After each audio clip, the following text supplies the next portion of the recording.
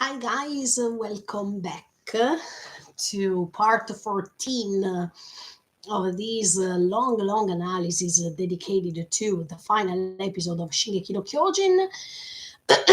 We are almost reaching the end of this incredible episode and the end of this incredible analysis. I think this week, yes, we will be able to end this great episode and this great story for the moment. But yes, I wanted to wait a few seconds that you uh, join. And as much as I was telling you yesterday, tomorrow there will be another live streaming, and then on Thursday I will take a break. Then on Friday, I think that I will be sure to end these analyses. So stay tuned and keep on watching me. In the case I will not able to finish, even if I hope that I will be able to do so, then we will talk about it later to see how much it will take.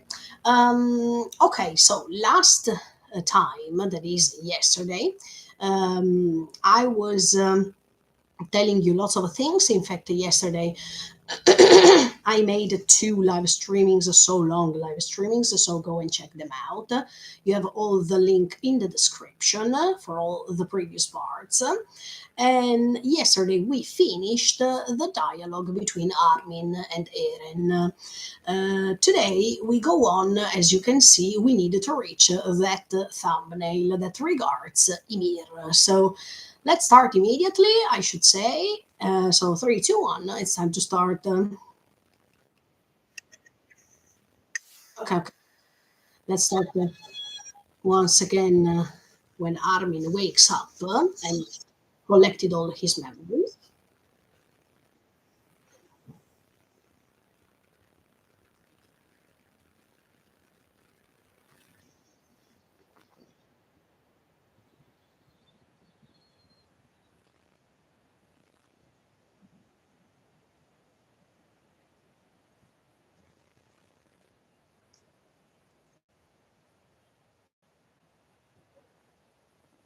Yes, in fact, Mikasa wants to understand even if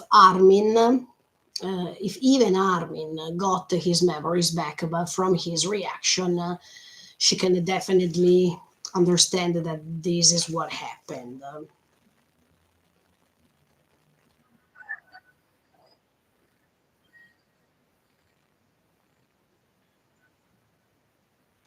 He told me, Armin says, he told me that the outcome you bring about through your choices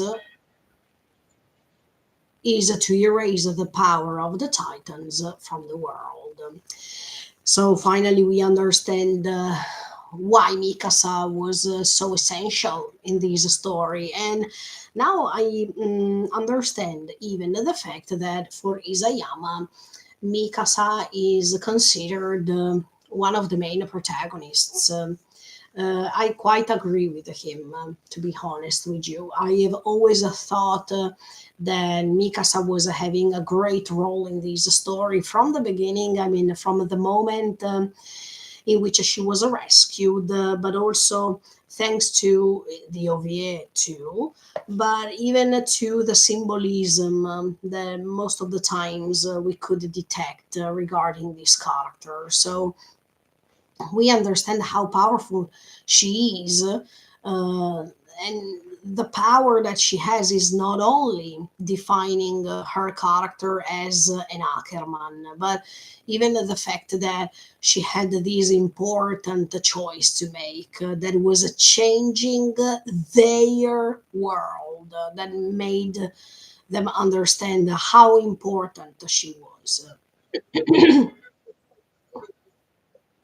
And you can also see, if I'm not wrong, let me.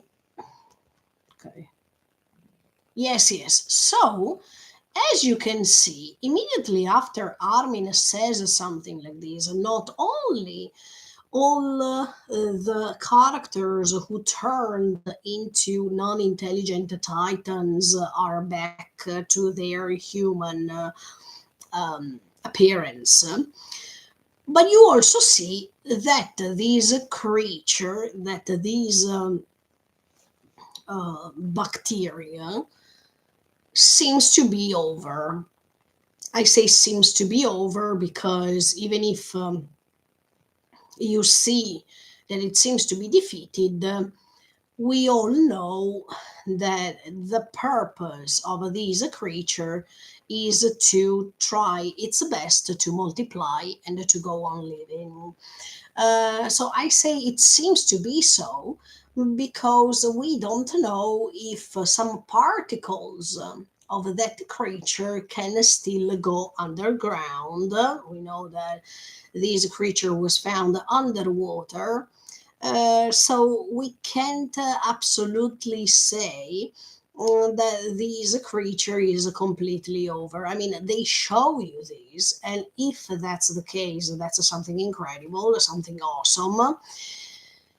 But let's say that I don't want to think that everything ended like this regarding it, because maybe we are too optimistic. Maybe we are too convinced that everything is over. I don't know, but I hope that it will be over. Yes, definitely. Thanks to Mikasa's cooperation that helped these Titans' power be over. But let's say that this creature was anyway independent. Hi, General. Welcome back. Let's say that, yeah, our mind tells us that when there is an ending, everything is over. But I don't want to think so. I mean, I prefer to believe that maybe this creature can somehow survive, because that creature was somehow independent from the Titan's power, in my opinion. I told you these already in previous analyses, in these previous parts of these entire analyses, that I still don't understand if. This creature could grant this power, and in fact, it's destroyed as soon as even the Titan's power is over, or this creature, when it's attaching to the owner, that becomes the founding owner, the founding person of this power. Um, the creature is going to grant to this owner the power that he or she desires to get, desires to receive. The reason why I say this is because I think, yeah, this creature existed for so many years before Ymir, thousands and thousands of years, or millions of years. And maybe it was attached to different creatures. And different creatures, I don't think that they were all transformed into titans. Um, I just think that it depends on the person, or let's say to the owner that is receiving this power um, to grant a sort of power. So, for example, I told you this already. Ymir, when she got in touch with the power, wanted to be recognized, wanted to be seen, wanted to be so useful, but she was also really angry for what happened. She couldn't express herself because her tongue was cut off, it was ripped off. She was pretty angry because of what happened to her village, because of what happened to her parents. So she also was angry because she felt betrayed by King Fritz when he was telling her, "You are free," but actually she was not. Let's say that anger plus the will to be recognized, the will to be useful, the will to accomplish King Fritz's will, etc., etc., made her become this huge titan. That is directly compared to her will to be seen, to be recognized, and that's why this titan is enormous. as much as really angry. I mean, the anger that she felt could transform her in a sort of demon for others, for the ones who were attacked, like in the case of the Marlians at that time. So, as you can see, this creature responds to the owner and its own desires. I don't think that the creature was the creature who could grant the power of the Titans for everyone. No, the more we go on analyzing this story, the more I doubt about these. I don't know why, but I prefer to believe, based even on the post-credit scene, where we will analyze it deeply, so deeply. So I suggest you to watch that live streaming when it will come up. As soon as you will see the thumbnail, you will realize that I will talk about that post credit scene, because an entire live streaming will be uh, handled talking about that scene. So stay tuned and keep on watching. But yeah, I really believe that. I mean, that creature doesn't represent the Titan powers. I think that that creature, as Zeke said, represents a life that wants to go on surviving. That is, it's struggling to multiply, so it can resist through time. It can resist even through the process that we call evolution, and it can resist to different habitats, different environments. So yeah, it's hard to believe that this creature was having these titan power, and no matter who was getting in touch with, he or she would have granted the same power. I think that it depends on the person that is attaching to the creature and not the vice versa. Of course, that creature, by have survived lots of years, and by being able to, by struggling to survive, the creature itself could have inherited all these abilities of titans that we saw throughout the titans themselves. But I don't think that the creature was representing the Titan's power. I hope that it was clear what I was telling you so far. One thing is to have the abilities that the Titans have later, because they are divided. I mean, these powers that at once they were unified, they were divided into nine. But yeah, I think the abilities that the Titans have, they represent what that the creature could have achieved throughout the time, because of struggling, of surviving. But the fact that it was called a Titan's power was based on what Ymir experienced, and was based on the result of how Ymir felt at that time in which she got in touch with that creature. That's what I believe. I mean, the more I go on, the more I think about these. But we will talk about these later when I will reach the post credit, because I think that that scene deserves more analysis than others. Let's go on in the meantime. But yeah, the fact that you see that this creature seems to be over can give you a good vibe, because it sounds like this bad environment is over for them. But are we completely sure that this creature couldn't spread a little bit of these particles, or let's say one of these tentacles, somewhere else, or deep inside the soil, I mean, underground and whatever? We will never be sure about that. But yeah, let's say that when you think that it's too good to be true, usually it means that it's too good to be true. So let's stay tuned and see what happens even later for a second. And we realize that Eren not only visited Mikasa and Armin with these sort of visions. Or memories, call them as much as you like. But all the other friends of Eren saw him, and he was talking to all of them. But they recollected all the memories once Eren was dead. I think that some of these memories happened in the moment they realized that Eren said, "No, no, I don't want to talk with you. I wanted to go on fighting.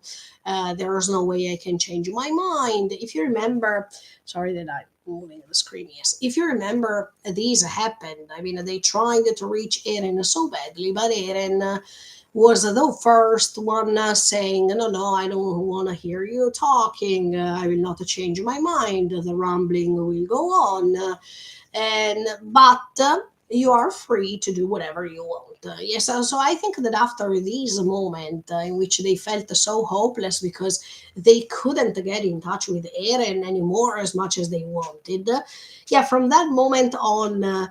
Okay, for Armin, even before that, for sure. For Mikasa, even before that moment. But for all the others, yeah, I think that is as soon as they realized that they couldn't talk to Eren anymore. Yeah, I think that Eren visited all of them little by little to talk to them and erase their memories and give them the possibility to regain the memories just in the moment in which he dies. In fact, even John says, "Yes, I remember now." And he's always using this way of saying for Eren, "You damned con- consci- conscientious dumbass." I mean, this is the way in which John was referring to Eren in a friendly way. Okay, so I like that John keeps going on talking to him as if he's still alive. Because I told you many times, as soon as their memories about Eren will be gone, Eren can live even through them. The way in which he's talking about him, using this friendly way of calling his name or calling him, that's really, really nice.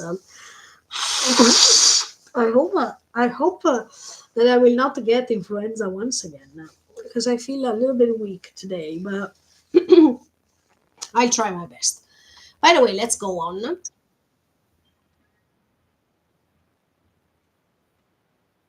Even Reiner says, "Eren, I can't believe you." Uh, Look, we are not able to see what all these characters heard from Eren, but we can imagine something. I mean, we can imagine that Eren told all of them that he was not what they thought he was, or he was telling all of them the fact that um, they had to survive, they had to go on, they had to have a long life. And um, even in the case of Reiner, he wanted to stop living. And I really like the fact that this curse of Titans is gone, because a Reiner who wanted to end his life because tired, because being tired, because of the fact that he was tired of this power. Now Reiner has another chance to restart everything in the best way, and I like this. I mean, I like the fact that he doesn't have few years only to live, but he has a long, long life.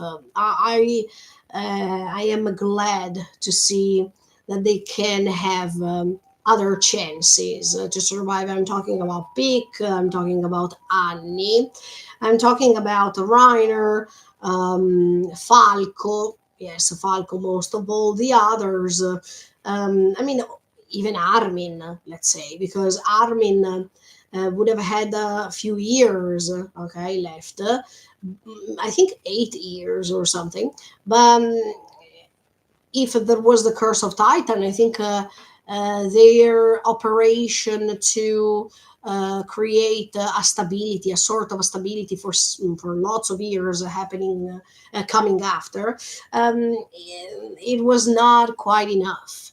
So even the fact that by raising these titans' power, um, there is the chance for them to spread this story as soon as they go on living, and by having a long life, they are able to fulfill at least what they are trying to do. That is, trying to um, change the population's mind regarding the fact that it would be nice to not repeat the same mistakes,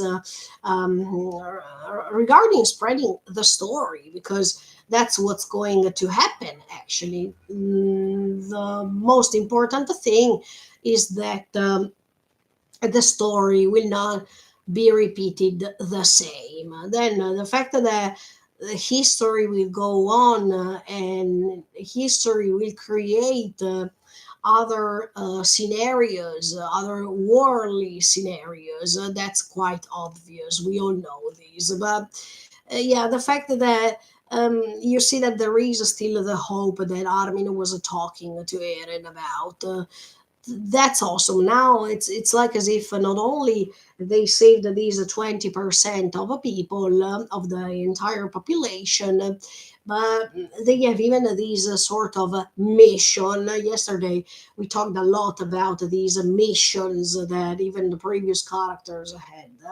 Yeah, now they have these mission, and if the story is pre-written, it already tells you the fact that they had to go on living for these purpose. At this point, I don't want I don't want to say something strange, something awkward.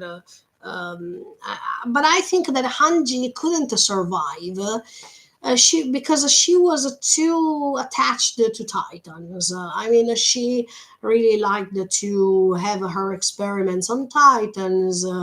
She wanted to understand the Titans more and more and more. And now that the power of the Titans is over, I don't think that she would have felt interested as much as the Titans' power to something else. So, as you can see, the people who were completely stuck into their world, into their cages, and they couldn't bear them. They couldn't handle them, or they couldn't get rid of them. They couldn't survive, like in the case of Erwin, like in the case of Hanji too, because Hanji was fascinated by the Titans, and she said it even before dying. So I think, yeah, all these characters, even Eren for sure, but all these characters who are completely stuck into these dream, or into these will of doing something specifically without being able to get rid of it. They couldn't survive. So look at the Flock, for example. He couldn't survive too. But in order to try to change the world, you need people who can definitely change their mind, who are able to have a vision of things that is multiple, that it's not the one and only one.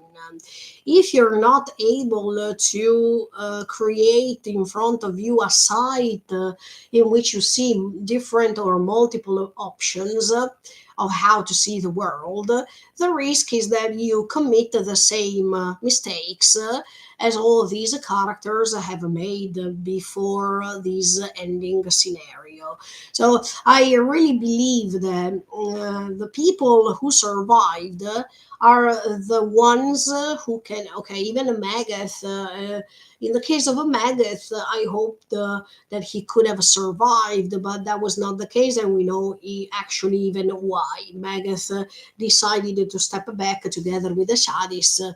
Yeah, in that moment, both of them were talking about this ability to be able to live to the new generations, these great mission, and they shouldn't have shined in front of the new generations because their time was over, and it was better for new generations to do what they couldn't do before. That's even what the Shadis believed, right?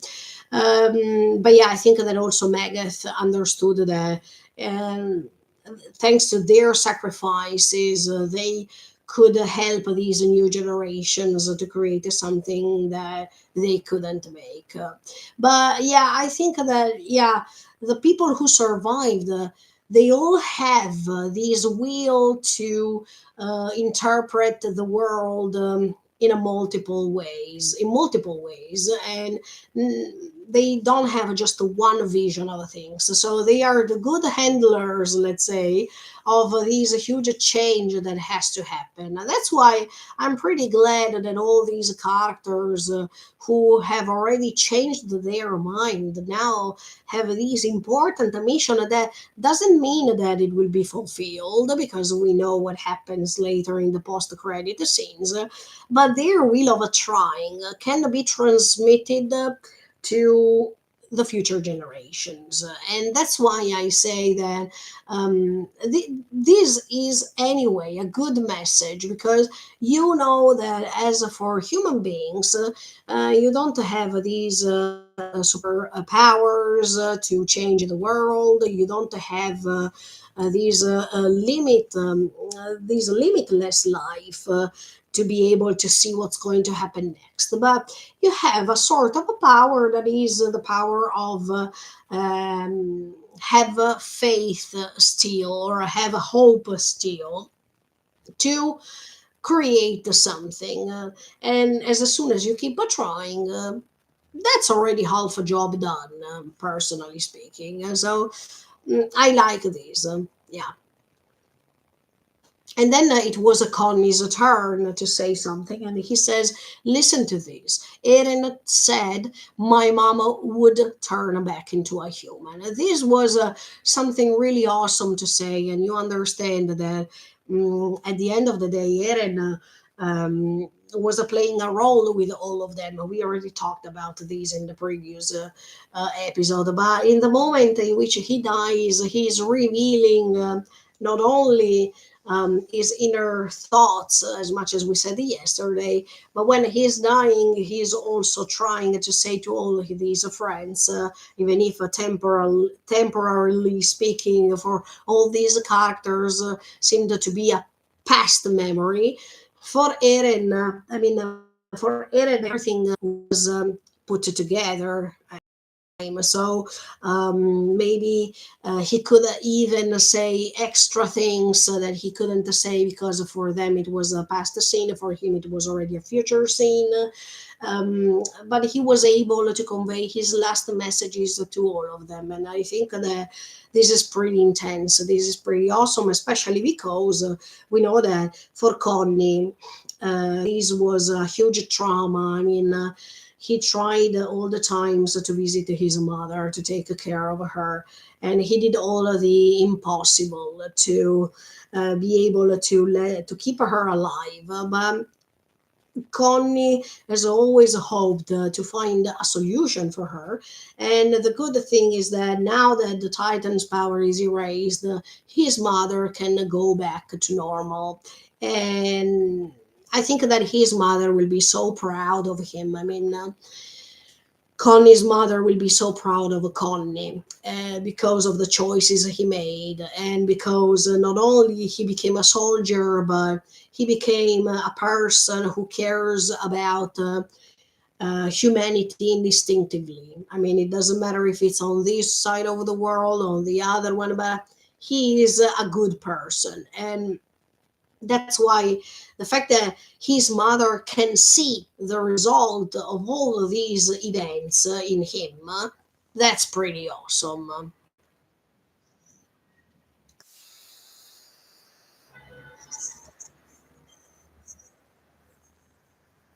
even to Annie. I mean, he talked to Annie too. So while Eren called her a traitor, and he was feeling betrayed by these characters, especially with Annie, he had a huge battle in season one.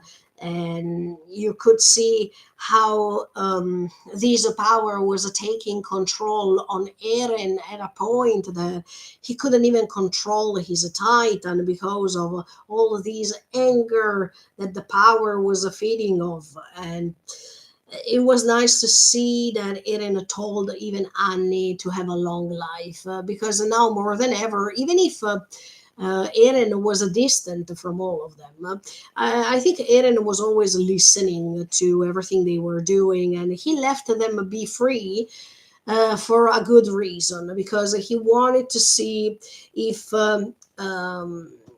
it was able for them to do what he couldn't do.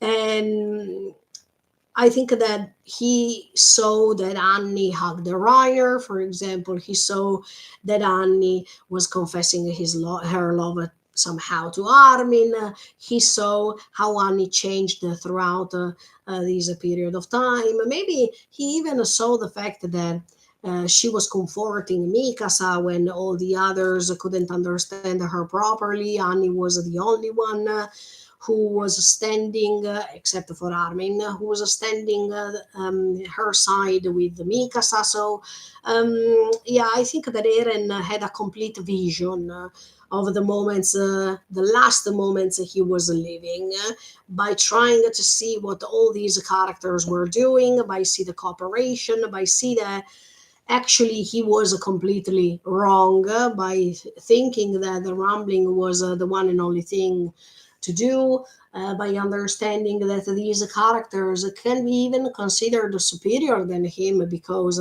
they had this ability to check things differently and not to focus on one thing only. So his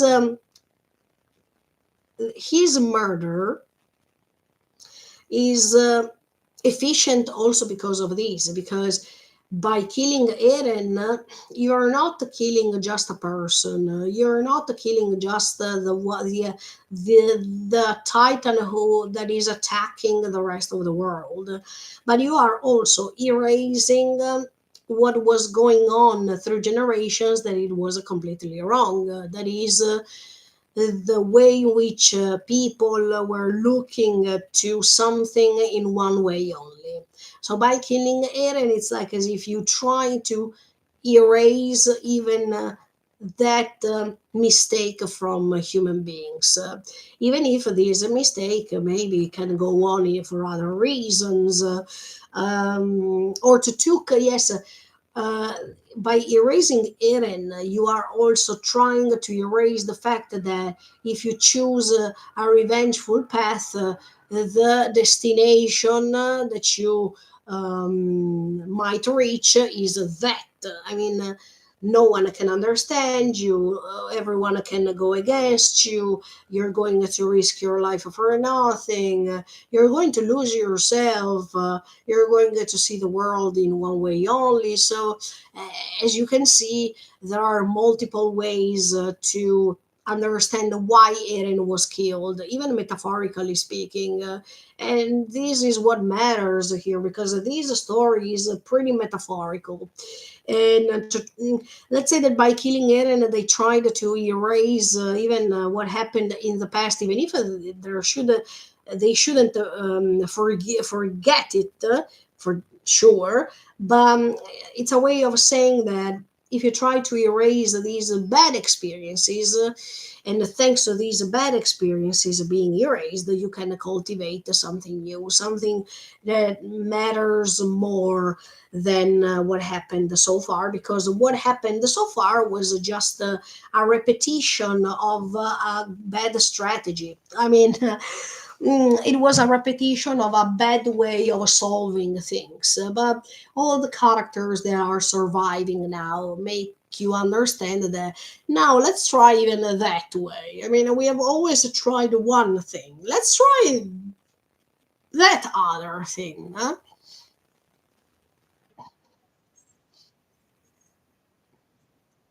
But what about you? I mean, she is referring to Pick because Pick was never Eren's friend. Just a second.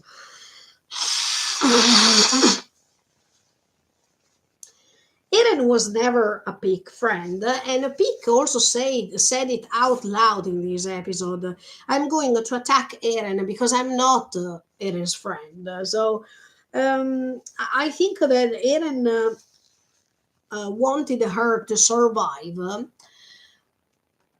not only because she was honest with herself and say that kind of thing, but I think Eren realized how Pick is so great when he was talking to her in season 1, episode 16. He had the one and only chance to talk to Pick. And when Eren was talking to her, I think Eren realized how much she was taking care of her father, and the human side of a Pig that prevailed in that dialogue rather than all the strategies, rather than anything else. And I think Eren saved the Pig because because he knows that anyway she had comrades too that were friends, like Reiner, Annie, but even young kids, Gabi, Falco. So I think that Eren was surprised by Pig's humanity, by Pig's uh, kindness towards everyone, especially towards kids, but even this humanity that came out because of her father's condition. And I think that Eren heard what Picas told throughout this last period. By being an Eldian and by being a Titan, she was connected through the paths. And probably Eren saw even all the sacrifices she made in the past.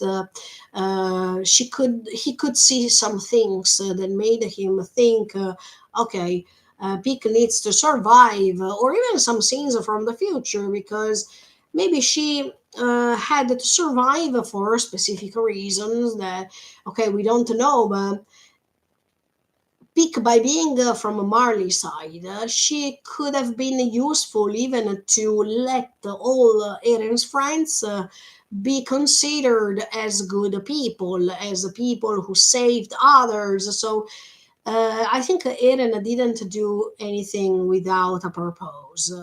The fact that Peak is alive can be seen in multiple ways, but absolutely, you know, that when Eren talked to Peak that day, except for understanding her strategical mind, I think he understood even something else.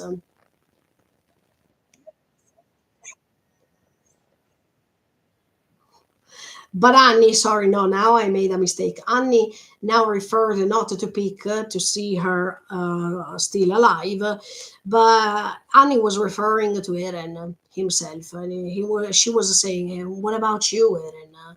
Worry about you," she said. Because Eren, yes, worry about yourself. You suicidal maniac. But actually, that's a good definition. And even down Bass, what John said is a good definition of him. Yes. But I like the fact that Annie is asking him why you don't worry about yourself. I mean, why you put others always before yourself. Listen who speaks, we could say, because Annie did exactly the same thing, right? She put the life of her dad before her own life, and she did what she did because of other people' decisions, and she didn't take care of her feelings. So she didn't worry about herself too. But I think that Annie made a great development as a character. She could realize so many things, and she even understood that in order to grow, you can't grow by just thinking that what you think is the right thing only. Interacting with others can help you growing. And as soon as she started interacting with others, Annie was changing quite a lot. She was becoming open-minded, but even a little bit more outgoing than usual. And I appreciated this. I mean, I appreciated the way she was working on her personality to explore things differently. So, as much as I was telling you, all these characters who survived because they had the possibility to see the world differently. And that's the great mission.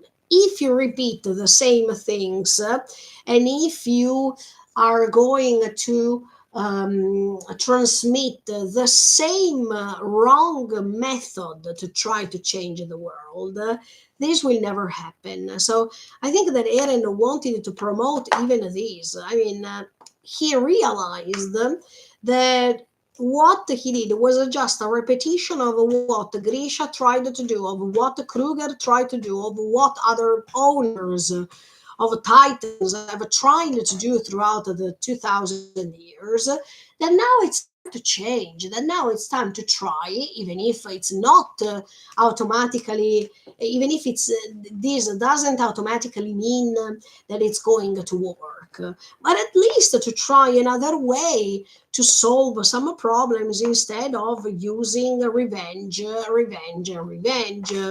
I think that changing ways can let you say that, oh, at least I tried. So to try things that other people have never tried is good, also because the result maybe can be different, or for sure it can be different, as much as we saw in this story. Because as soon as you communicate, all these barriers, all these walls that you are surrounded by can fall, can fade away, right? But if you put in front of yourself these walls and you don't want to communicate, the result is that the walls are not just physical walls, but they are even walls that you mentally put in front of yourself to not let the people try to communicate with you and try to know you more. And I think that's the worst thing that is happening even in our real life. The problem is that we put lots of walls, and we don't interact, we don't communicate, we don't try to talk. We prefer weapons, we prefer to defend ourselves, so we prefer to think that other people are threatening us. That's the wrong method. That's the wrong method that even our world is using when they have to confront others who are totally different from us. We tend to build these walls while we should defeat, we should destroy these walls. But not just the, yes, as I told you, physical walls. We are talking about mental walls that are based on convictions that we all have. And these walls, they don't let you have the possibility to communicate. But all these characters who survive showed you that these walls can be destroyed, that there is the interaction, and thanks to interaction, the more you talk, the more you get in touch with something, and the more you get in touch with something, you can change your mind about some characters that you have considered in a certain way. They can also change their mind, so you can find some things in common. So as you can see, the beauty of a communication, the beauty of the interaction that can destroy these prejudices that are these huge walls that are put in front of our mind, in front of our eyes. Awesome.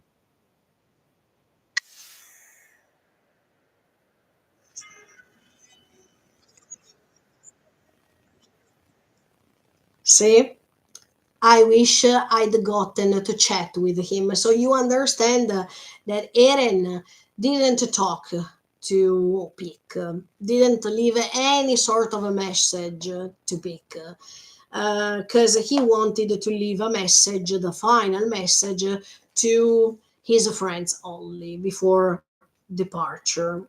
But now we have the chance to see finally the hug between Annie and her dad. This dream that was coming true, becoming true, and I am happy for Annie. After all that happened, she was able to reach her goal, and a beautiful goal, to see her father again, to hug him again.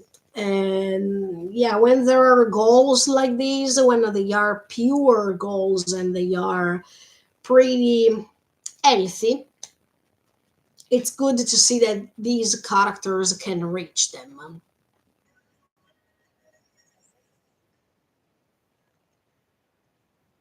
See, in this case, we have these two ways of saying in Japan, that is Okaeri Nasai Tadaima, that is contrasting with the Iterashai. Um, because Mikasa will not have the possibility to hear from Eren Okaeri Nasai, that is welcome back home. Uh, and Eren will not be able, sorry, Mikasa is saying Iterashai, so Mikasa will not be able to say Okaeri Nasai to Eren with words. But we know from what happens later that it's somehow a way for her to say Okaeri Nasai and for Eren to say Tadaima. But in this moment, we should see the fact that Annie and her father can verbally say these two things, Okaeri Nasai and Tadaima. In the case of Mikasa, there is just this Itterashai, and Eren, let's say that with his eyes, while he was dying in front of her, it was a way for him to say Ittekimasu.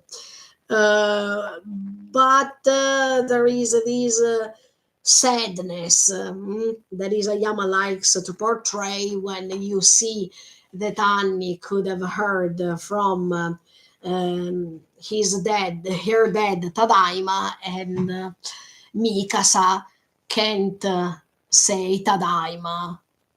Can't say Okaeri Nasai to Eren, and she can't hear from Eren Tadaima.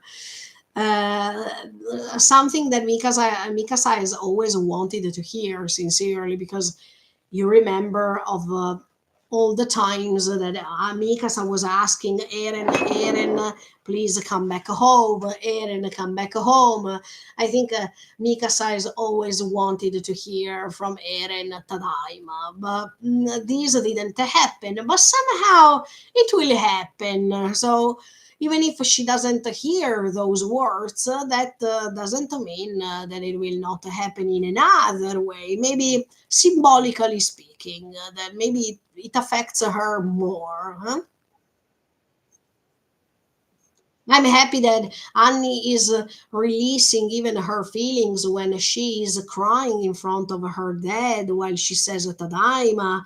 And Annie learned how to convey those feelings. Annie built in front of herself numerous walls. To protect herself from the judgment of others, because she was not trusting anyone. So the fact that now she cries after all she has learned through the communication she was able to establish with all these other characters make her become adult. She grew up, and you could see that through those experiences, she could mature, more knowledge about herself, and she could learn how to manage her feelings, how to not be afraid to release those feelings outside, and not be afraid that other people could have seen her cry, because there's no way to feel ashamed because of these. The great thing is that Falco is calling for Gabi, not only because he had to go on with his promise he made to Reiner to take care of her, but to he is, let's say, desperate because he can't find her. But as soon as he's seeing her eyes, Falco feels relieved, and he knows that what Eren told him, that he would have had a long life, or that he hoped Falco to have a long life, becomes true. So I'm really happy to see that these two, boy and girl, are surviving, because after all that happened to their little life, uh, now they are able to go on living in the best way. I think that the life experiences that Falco and Gabi had, matter more than lots of experiences that the previous generations have handled. The quantity of their experiences goes beyond their age. And I think that it was well deserved. I think that these two characters now have all of the tools to influence, positively speaking, these new generations coming. And even if they can't make this miracle to let all people think what this method can bring into these new generations' lives, it doesn't matter if they can change 10 minds or just one mind. The most important thing is that they keep trying, and they will do it in the best way, I guess. Also, because even Gabi will never end, in my opinion, her relationship she has with Kaya. That is already a great starting point, personally speaking, for her, and helps her to maintain this knowledge she acquired through time.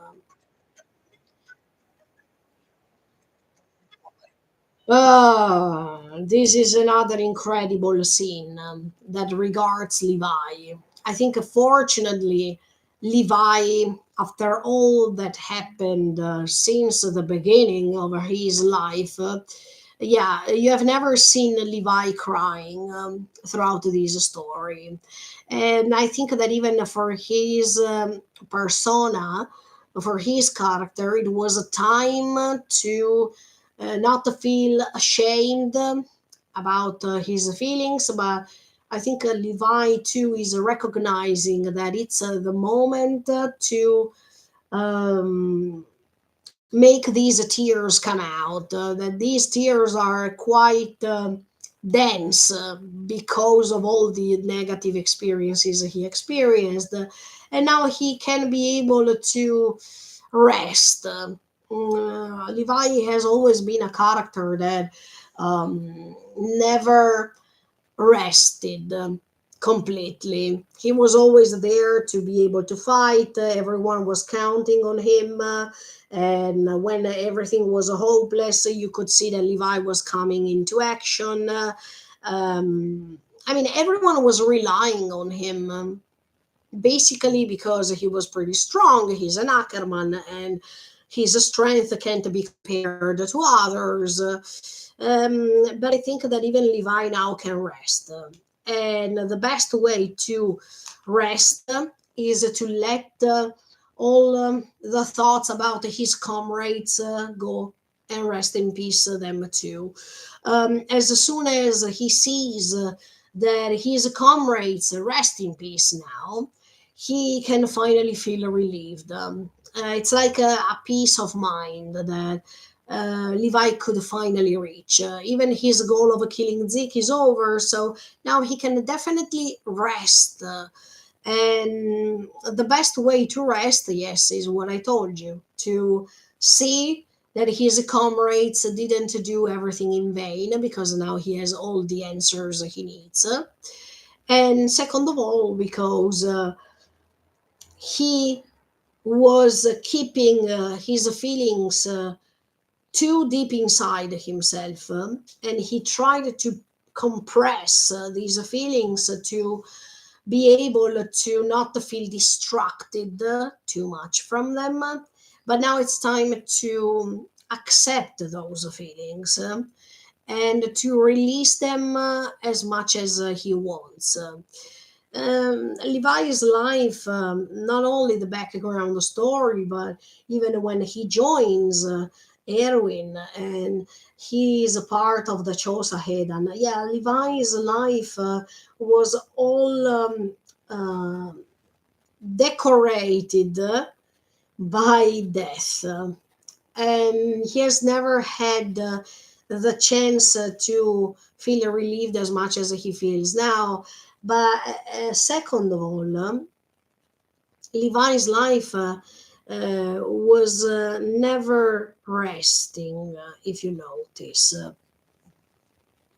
He also felt guilty because in some cases he thought that it was because of his decisions that his comrades died in front of his eyes, and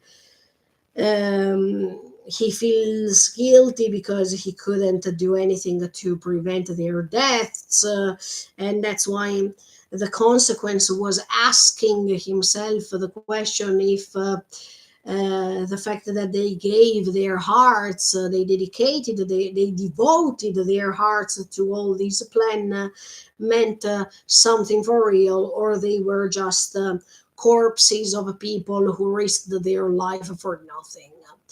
He also felt guilty for what he told Erwin to do, because if there was no feedback, Levi would have felt guilty forever. But I appreciated that even in this episode, Levi stands his feelings by saying that he didn't regret that he chose Armin.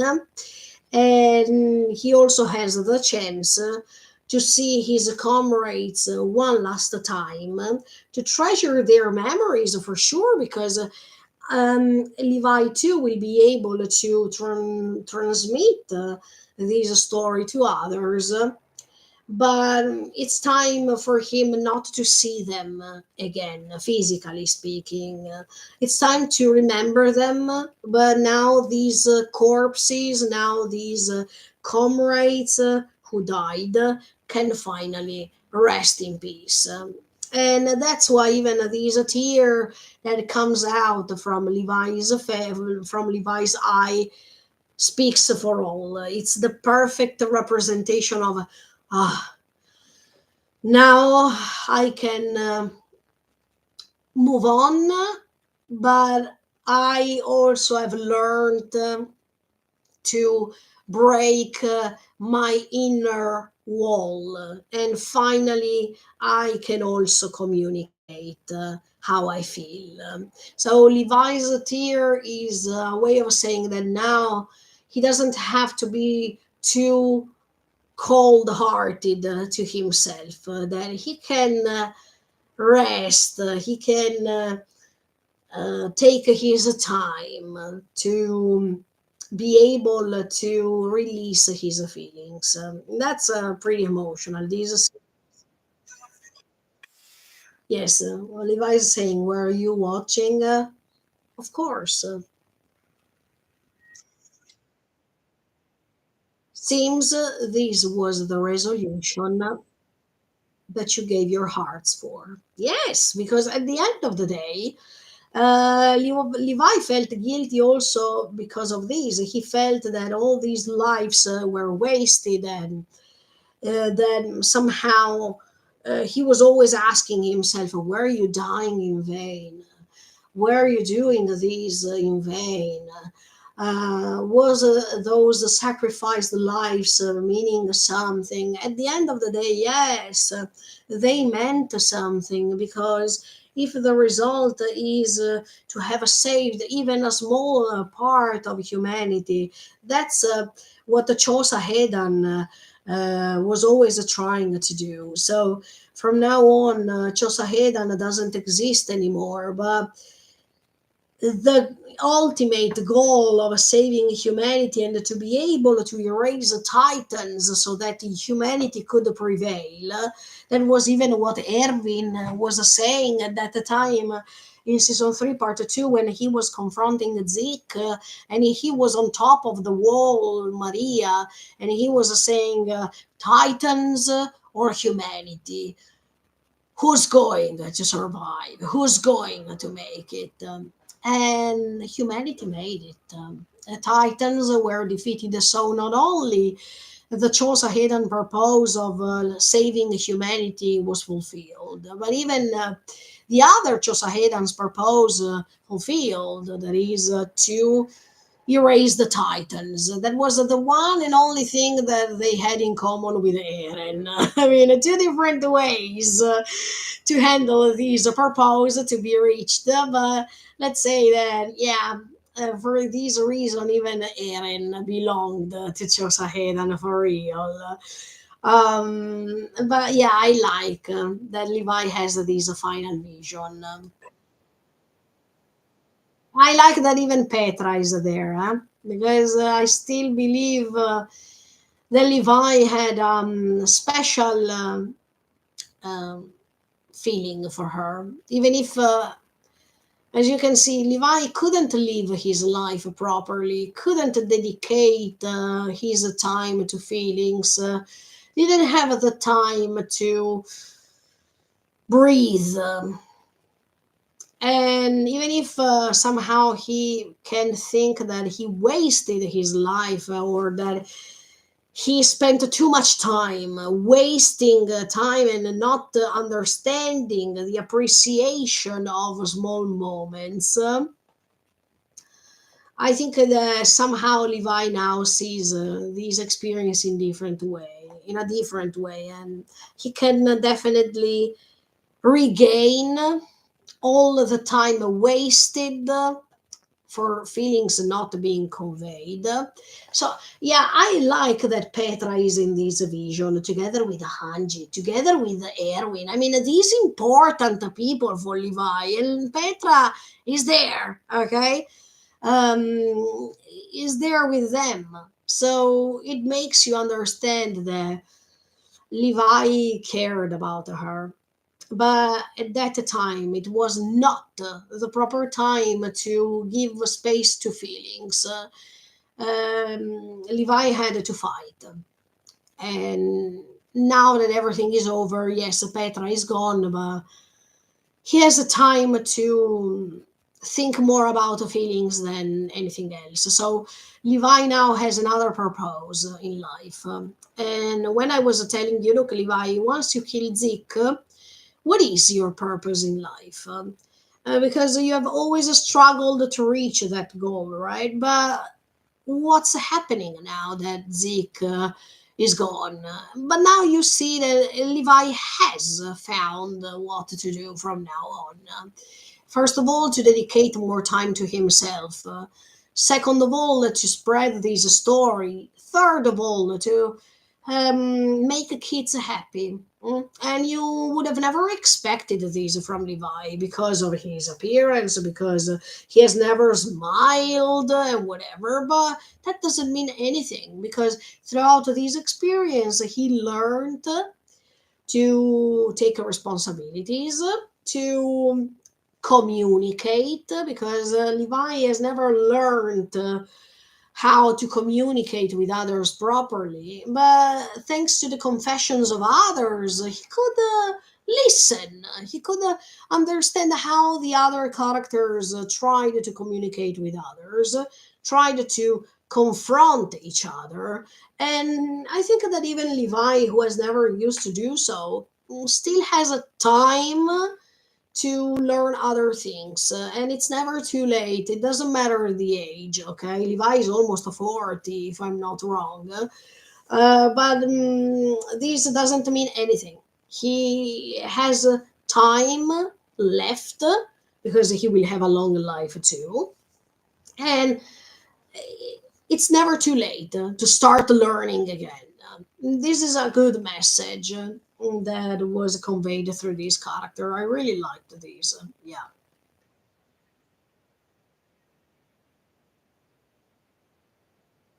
Yes. Yeah, the best way to say goodbye is to dedicate his heart for the last time, because you notice that later, after the Chosahedan will never exist. Okay, there are no more the walls, and it's pointless for them to go on existing. But for one last time, yeah, Levi has never made these. Just in the previous episode when he had to separate from Hanji. But if it's for the last time, to make it now, to let them go, to let them rest in peace, all of them. And you see this smoke even disappearing little by little. It's emotional.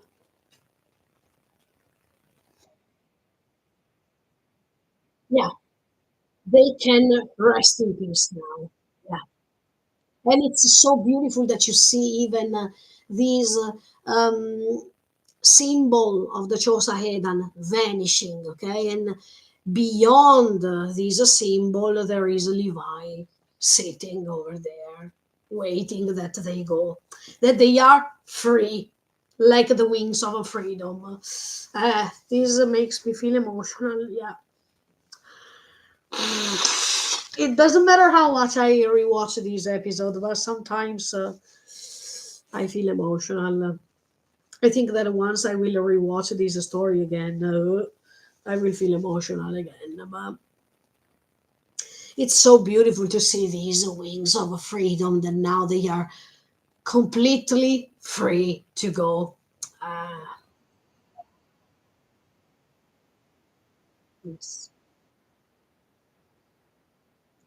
Yes, I'm happy that, I mean, I'm happy that Levi could be able to cry, because there are people who can cry many times in their lives, and people who are not able to do so. And even if sometimes we judge these people who can't cry, we should understand how heavy for them is the impossibility to cry. So I think that for Levi it was impossible to cry. Not because he didn't want, but because there was something blocking him, something unsolved, something that he had to struggle to solve. But now that everything is solved, not for not for the world after 2,000 years or after 100 years, but his world is solved. He feels free to cry now. I mean, these wings of freedom, they are also his wings of freedom. The freedom to cry, the freedom to release his emotions. Uh, wow. I mean, Levi has always been a great character. And I told you this many times, not just because he had this cocky attitude. No, it's because of what he was hiding, because of his background story. Okay, so in the case of Levi, even Levi saw his mother dying in front of his eyes, even if it was not because someone else killed her, but we know the bad condition, the bad physical condition of Levi's mom. I'm happy, even if some people say that volume 35 that is coming next year will not be necessary. No, I don't think so, because um, we had the chance throughout this story to uh, understand many characters, the feelings of many characters. But Levi was always a step back. Levi was the one, the mysterious one, and I'm happy that Isayama wants to talk more about this character, because we have always seen Levi in action, Levi fighting, Levi pushing others, Levi thinking about what to do in a fighting environment. But I wanted to see his feelings more. I wanted to understand this character more, as much as we tried and as much as we could understand so many others. People who think that it's not necessary, they are wrong, in my honest opinion. Because even if it was shown through Kenny's memories, Levi's background story, but nobody saw Levi's life from his point of view. Everyone was talking about Levi from his personal story. How Kenny was describing how he found Levi, how Kenny described how he had tried to educate Levi in a certain way, etc., etc. But we couldn't see Levi's point of view of his story. Yes, we could see this when there was that OVA in which we could see those two great friends of Levi dying in front of his eyes.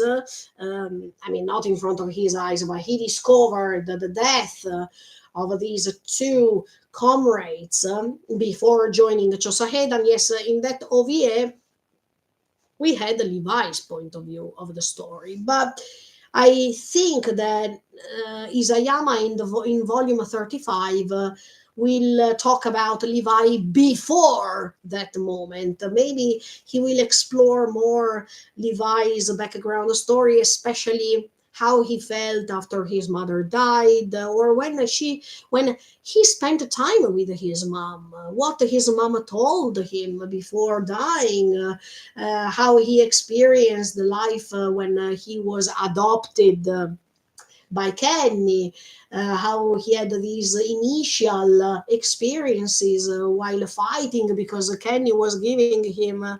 I mean, instead of giving him a candy, he was giving him a knife, and this is something that Levi will not repeat with other kids. But we will talk about it later when we reach that story.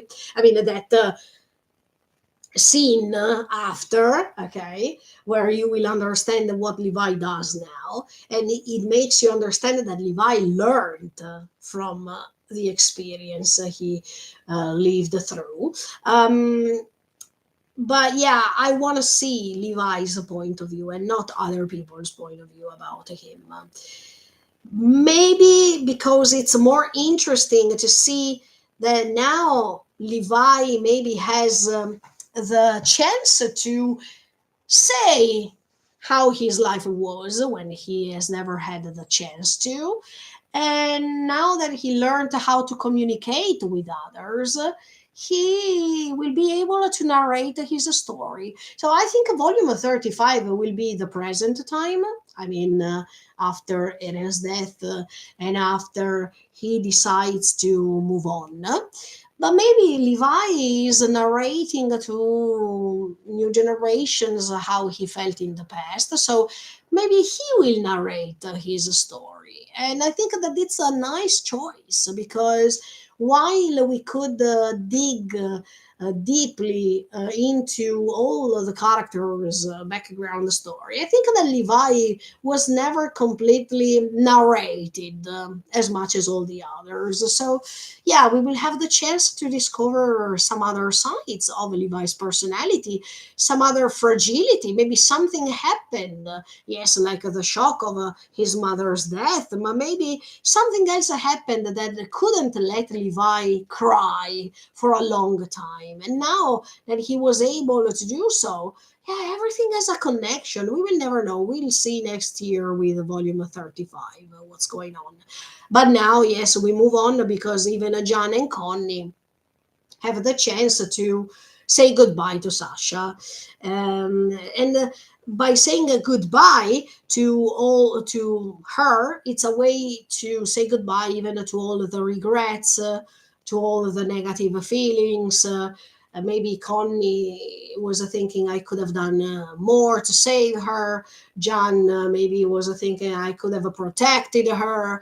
I mean, the usual regrets that you have when someone dies in front of your eyes, and you know that you could have done more to help her, to save her, etc., etc. So, by saying a goodbye to her, it's also a way to say goodbye to all those regretful thoughts that they had, and these negative attachment to that tragical moment.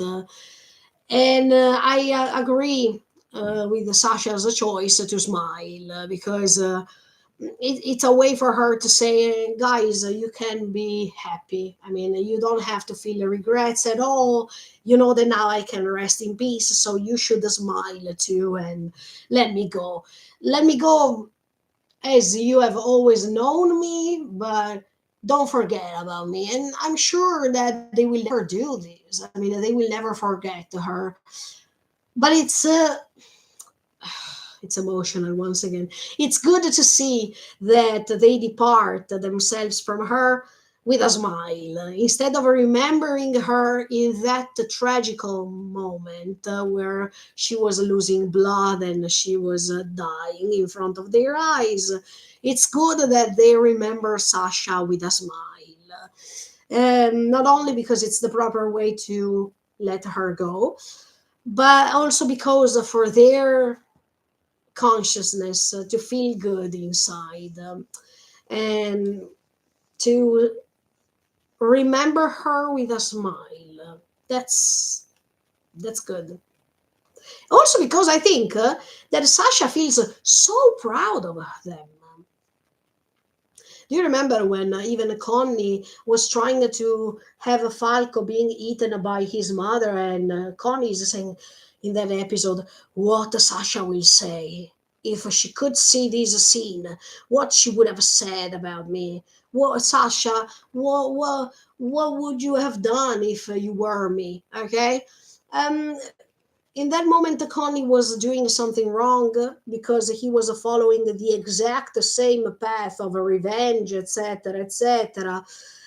But now I think Sasha would be so proud of him and so proud of um, John too, because of everything they have done, because they tried to save kids, because they tried to overcome their feelings based on instinct, and because she also protected a little girl. So to see that they also could protect the kids.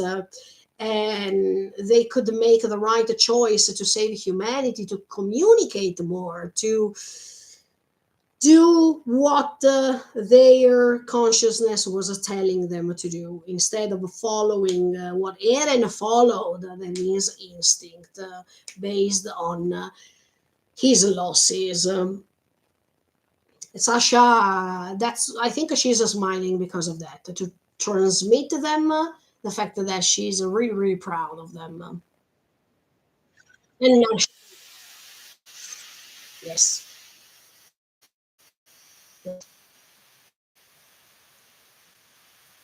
In the meantime, Falco is still searching for Gabi because he needs to see that she's fine. I mean, Falco is the perfect boy. Not just a friend, but he is the perfect boy who will become a man, who will take care of Gabi, who will marry her, who will have a good life together. So the promise Falco made to Reiner is not a promise that regards uh, all these scenes in which the Titan power was still alive, but it regards a promise that Falco made for Reiner for a long term, for a long period of time. And they are so cute together. Yes, I promote this couple. Falco and Gabi, they are so good together. What did you see? Did you see? I mean, the Falco that is running reminds me of Eren who was running to meet Zeke for a second. Wow, this is slow motion when they are hugging. I mean, I like the slow motions, the intensity of what will happen in few seconds after, and their facial expressions of happiness to have found each other back. Wow. In the meantime, but did you see? I mean, this hug was seemed so tender, so soft, so, and then you see that Falco is a blah, blah, blah, blah, blah, blah. I mean, he's getting Gabi, but at the same time they fall on the ground. I mean, that's so beautiful. But I mean, it seems so violent in this case, that hug, but it quietly represents the fear of losing her, that now uh, it's no more a probability. When you are free to grab her and hug her as if, "Ah, yes, I thought that you would have risked your life, that you would have been a titan, a non-intelligent titan forever, but now that the titan's power is over, everything goes back to normal. So even the fear of losing her disappears. Let's say that many people hated Gabi throughout this story, even after she redeemed herself. Personally speaking, I liked the development of her character. I think that Gabi had more um, tools on her hand to be able to redeem herself and to convert her mind in a different way. And let's say that Gabi was even more intelligent than many others. Look at the people over there. After Mueller was talking, do you remember in the previous scenes that the Marlians were still ready to use the guns in front of aliens? I mean, Gabi was even more intelligent than these generations, and she recognized the mistake and she did everything she could to redeem herself, while there are still some adults still trapped into their convictions. Even later, when Armin is declaring himself as the one who killed Eren Yeager, these Marlians were already afraid, were already ready to point their guns at them. See, I think people who hate Gabi even now, they don't understand her evolution, or they should point their hatred, let's say, towards other characters and not towards her. Yeah, she made a good change. And then, wow, one of the best scenes in this moment is Reiner meeting his mom. Oh my, how I cried.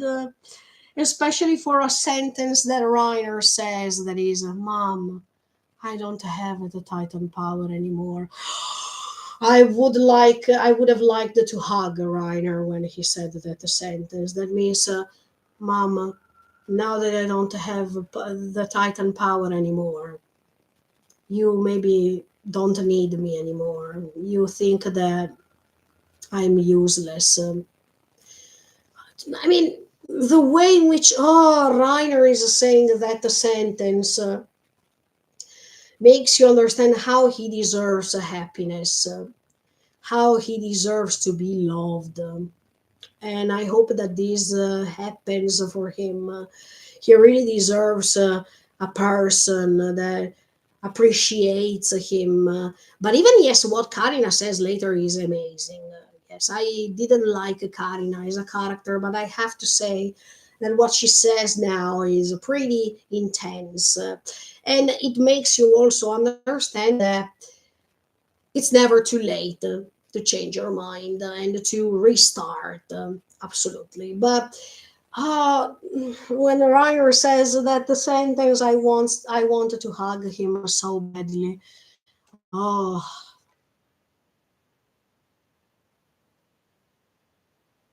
I am apparently not the armor titan anymore.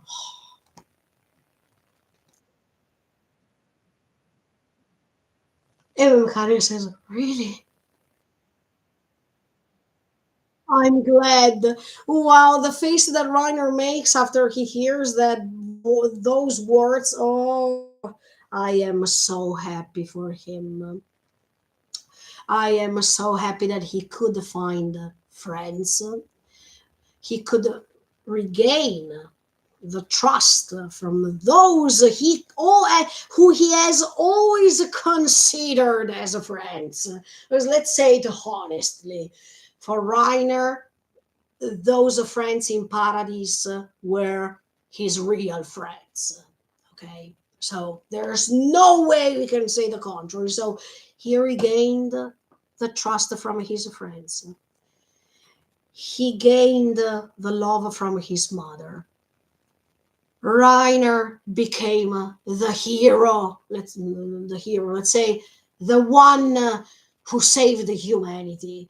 That dream came true. So Reiner's um, Reiner's feedback is amazing, and let me tell you, he deserves it all. Um, we would have never expected to say that Reiner deserved this, deserved that. No, we saw how a traitor could become one of our favorite characters. Yes, I think Reiner, good, so good.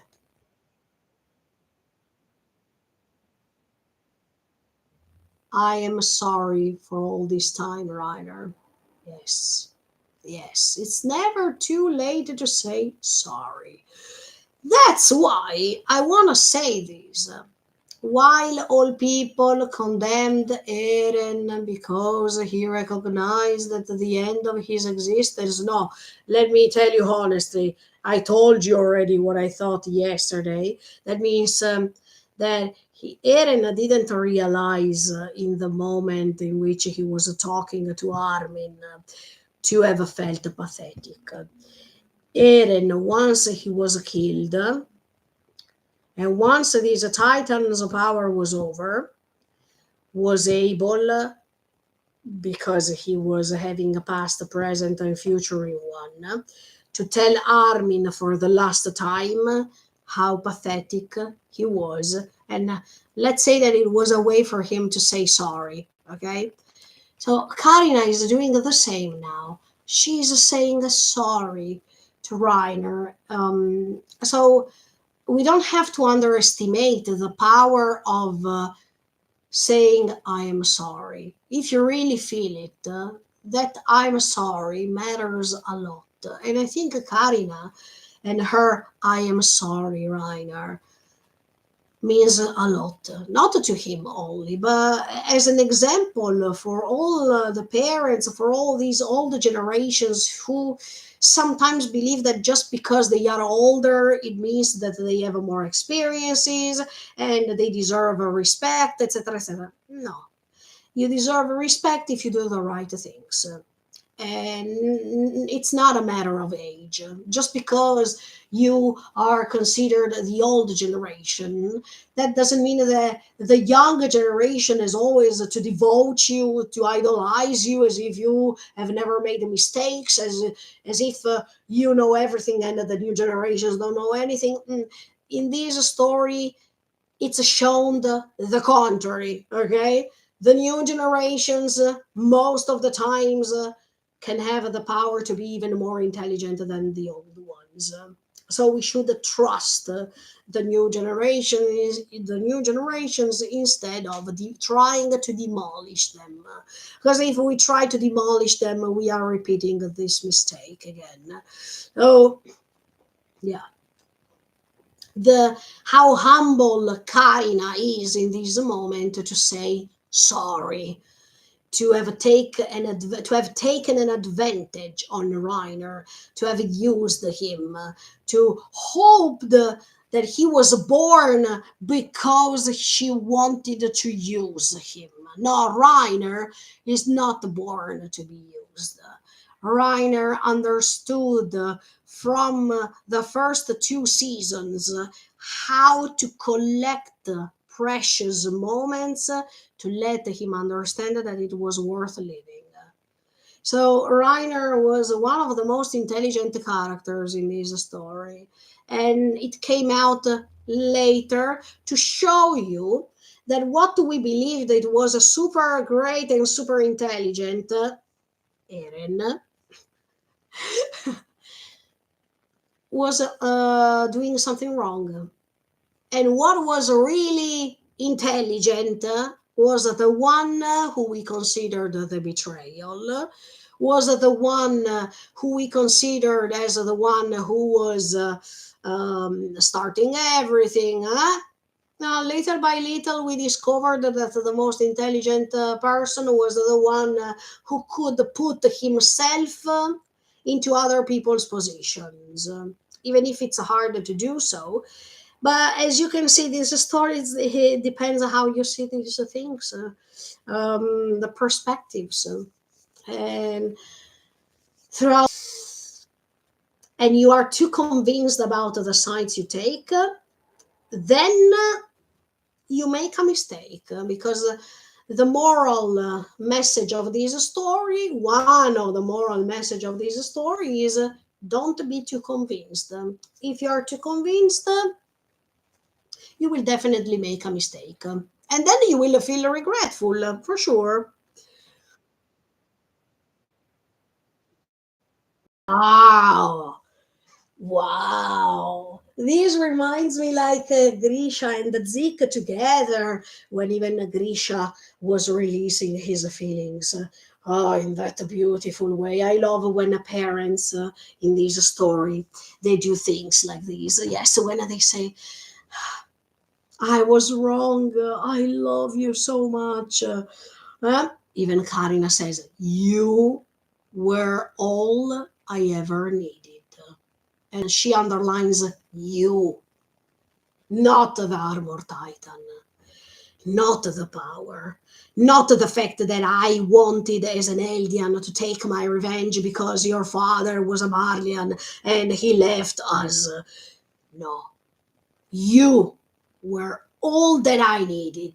Not my, I'm not my, no, I think she was not married, but let's say not my man, not the power of the Titans I needed, not to be recognized as the mother of the armor Titan. Wow. No, you, Ryder, is all that I ever needed.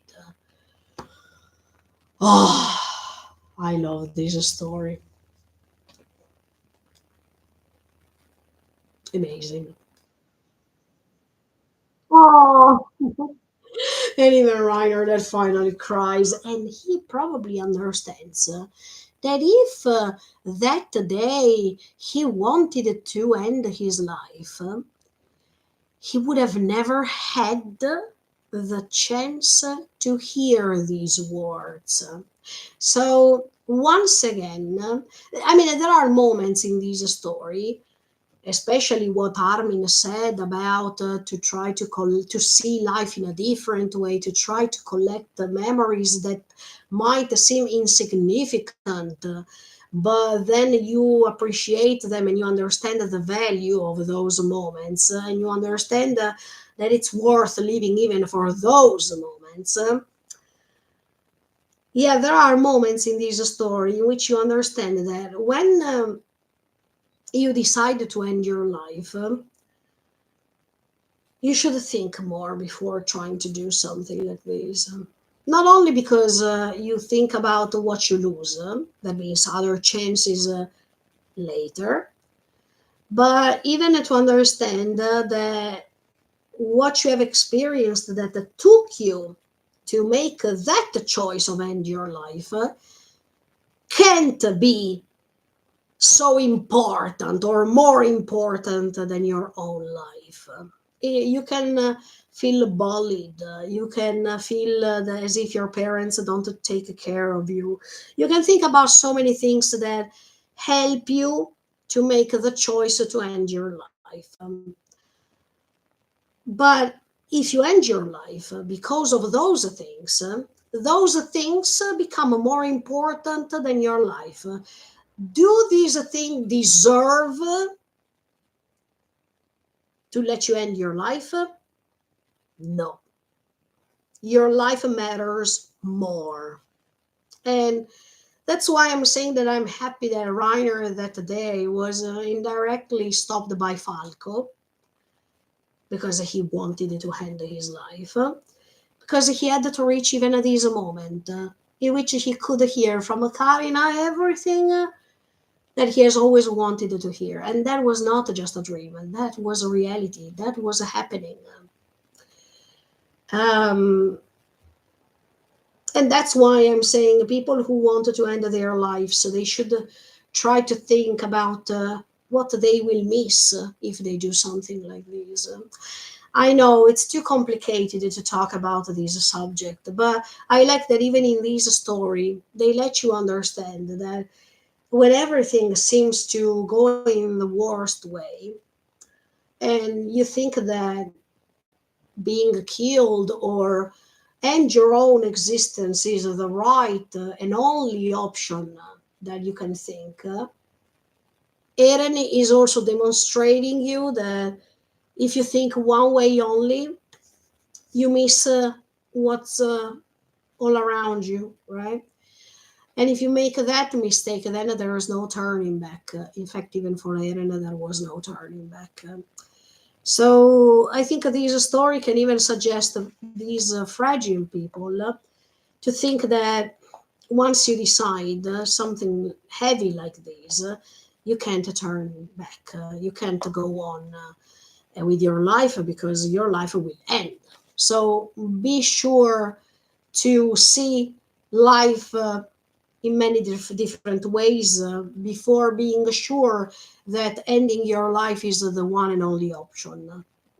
This story, yes, it has the usual meanings, the usual moral messages, but try to see this story even in other ways because this is even one of the message of this story to see things in different ways. So people who are stuck to analyze this story in the usual way, the message of this story is that you don't repeat the same mistakes as before. Yes, this is the obvious message. But try to see the story in other ways so you can find many other ways to analyze this story. That's what I'm trying to do. And even if it takes hours and hours and hours and hours and hours, who cares? Because the greatest thing is that by keep talking as much as I am doing, even with a little, even in a little way, I can try to influence you are watching me, right? So if I try to analyze this story in ways, in deep ways and different ways,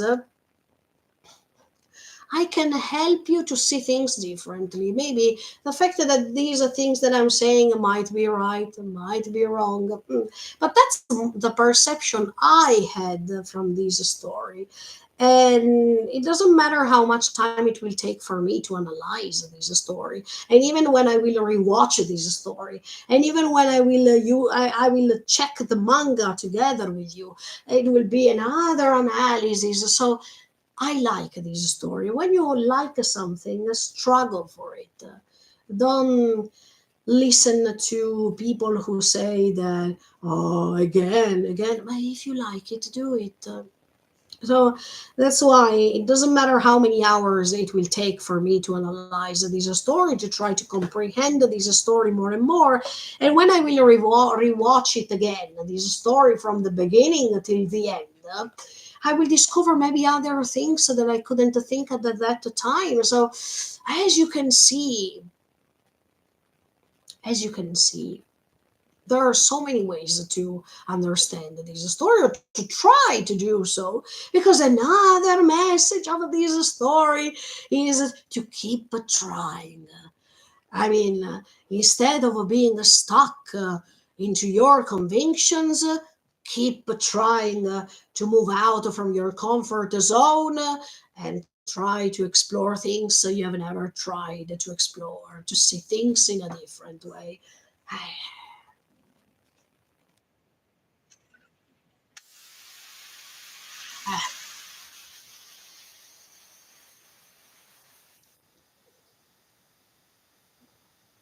Mikasa is saying it's time for me to go. Makes you understand that Mikasa, in fact, later when with all the others, she's not appearing because she goes to Paradise, and she feels comfortable over there. And at the same time, she says, if I stay here, I'm sure Eren won't be allowed a proper burial. And Mikasa wants to move on. She took this from Eren. I mean, she took the fact that this aspect to move forward. She moves forward without following what Eren asked her to do. That is, throw away the scarf, forget about me. No, I can't. Sorry, I can't.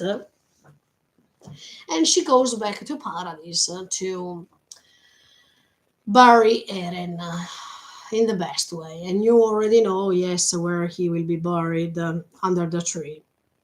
Yes.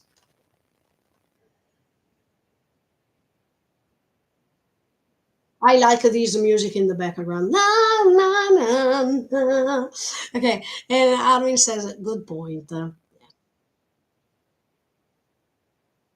But I have a question. Oh, now I wanted to say something extra. And here are starting my views that will be connected with the post credit scene of the boy and the dog. Uh, Here you see that while Mikasa and Armin are talking, in the background, as much as some scenes before we saw that this creature seems to be destroyed, but I told you also, wait, because if it's too good to be true, it's too good to be true. Okay, in the background, while Eren and yes, while Armin and Mikasa are talking now, there are still the bones of the transformation of Armin and the transformation of Eren as the colossal titans. If the power of the titans is over, and it's over, okay, why those bones are not disappearing now? I mean, if the power of the titans was still going on, you know that after they transform, it happened even in previous seasons that you could see that once they transform, then there are these skeleton. There is this skeleton of the titans that remains, and they go back to human, etc., etc. But now that the titan power is over, why the bones are still over there? Because if the creature is not over yet.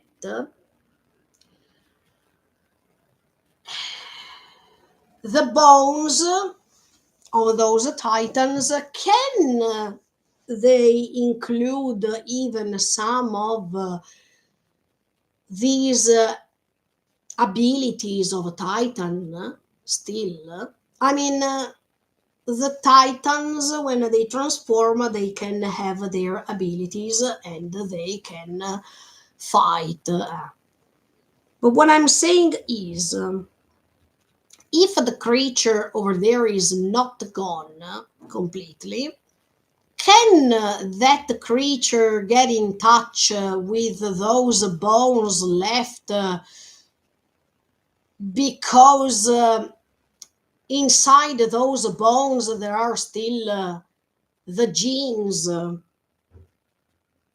or the abilities of those titans that now they are gone? So if the creature desperately tries to survive, the creature wants its abilities back, especially because the Titan power is over. And with the Titan powers over, also the abilities of the Titans should be over. But I don't understand why those bones are that are making the skeletons of these colossal Titans are still there. If the Titan power is over, they should have dissolved once the Titan power was over. Do you understand what I mean? This reminds me, season one or season two, when you could see the skeleton, but they could go back to human size, I mean, human being. And of course, the skeleton was still there because later they could have transformed again.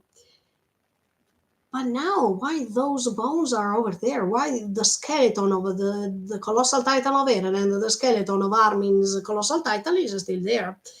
That's why I don't believe that that creature is gone. No, definitely is not gone.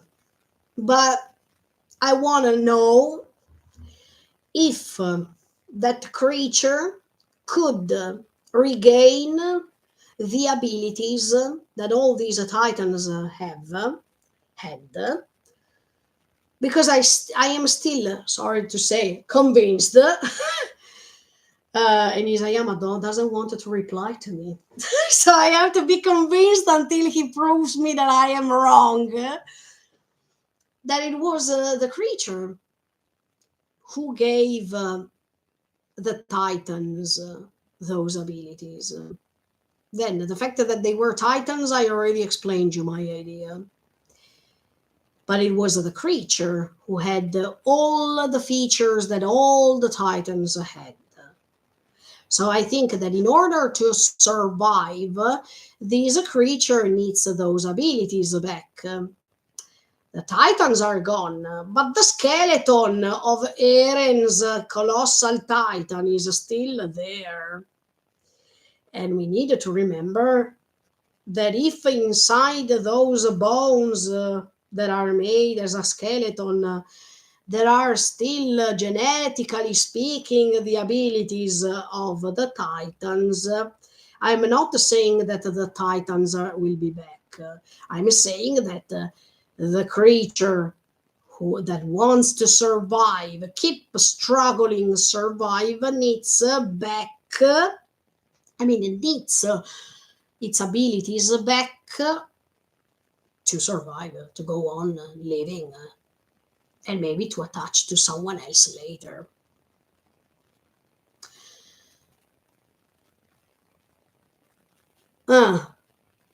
But if the creature wants all of the abilities back,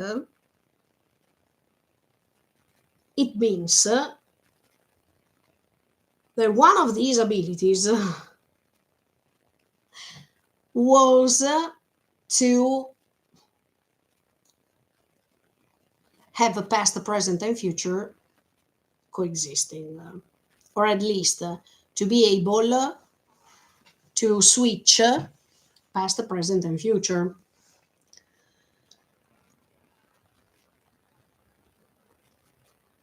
And another thing I want to say, if the creature is going to survive, that creature, because later when we reach the post credit scene, I will give you so multiple options that I thought throughout all this time.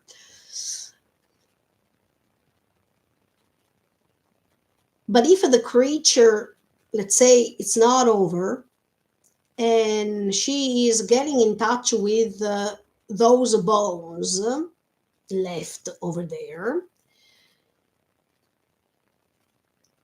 she can maybe the creature can also collect the memories. If this is true, Eren is not gone completely. He's still stuck somehow.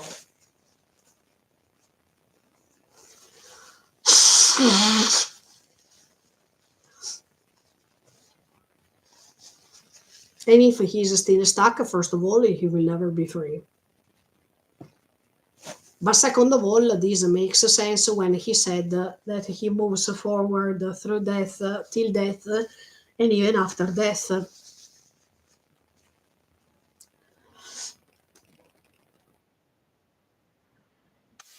Put him to rest in a nice, quiet place. Yes.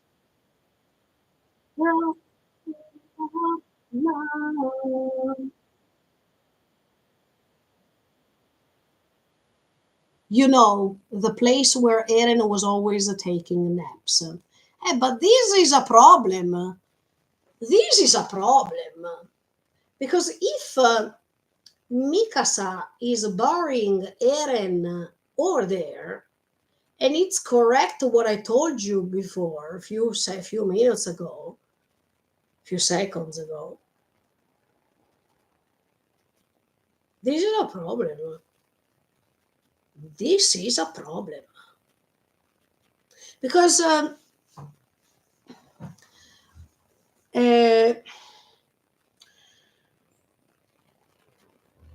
there is Eren's head, right? But if this creature lives underwater, I mean underground, and Eren will be buried underground with the head. You know that even this creature had the appearance of a head, and then the rest of its shape, right? But if it's correct what I told you before, and that the creature is not over yet, even Eren is not gone completely.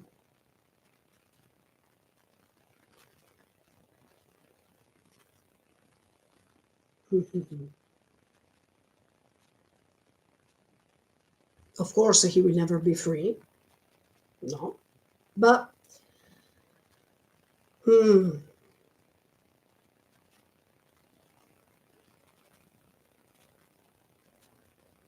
wow, now I'm thinking for a second if what I'm saying can make sense. Because, yeah, those are the bones of the colossal titans behind them. One is Armin one's, and the other one is Eren's. But the creature can attach even to Eren's hair. And you know that hair have the DNA. So to keep going on living, the creature, if she wants to keep going on living and have those abilities of Titans back, the creature can attach itself to one of Eren's hair. Because the Eren's colossal titan had the hair, right? But that the hair of Eren's colossal titan is still there because you can see it, and the hair has the DNA of Eren. So, but not only the hair of Eren as a titan, but if you bury even the head that Mikasa holds now, Eren has a hair. So, and, and if the creature lives underground, she can touch even those Eren's hair. And gain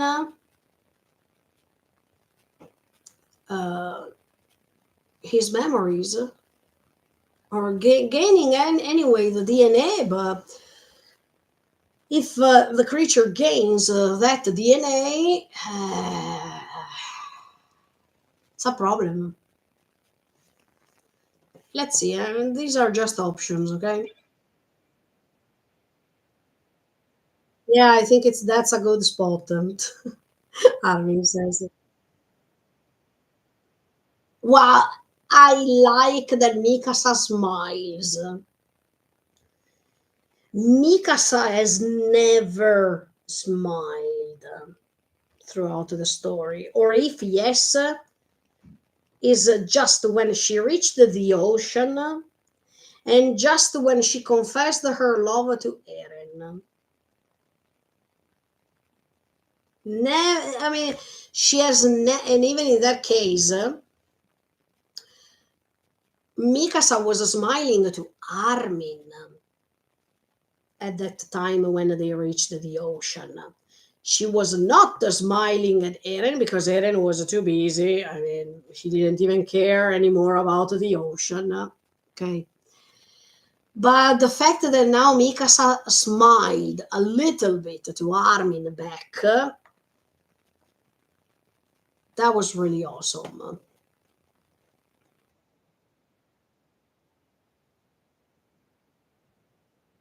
Well, now Mikasa goes to Paradise. We don't know how, but maybe she will take the flying boat. No, but the flying boat collapsed. We don't know how Mikasa reaches Paradise now, but we can have an idea about how. Maybe she is swimming to the ocean. But okay, Mikasa reaches Paradise now. But see, that skeleton is still there. Okay,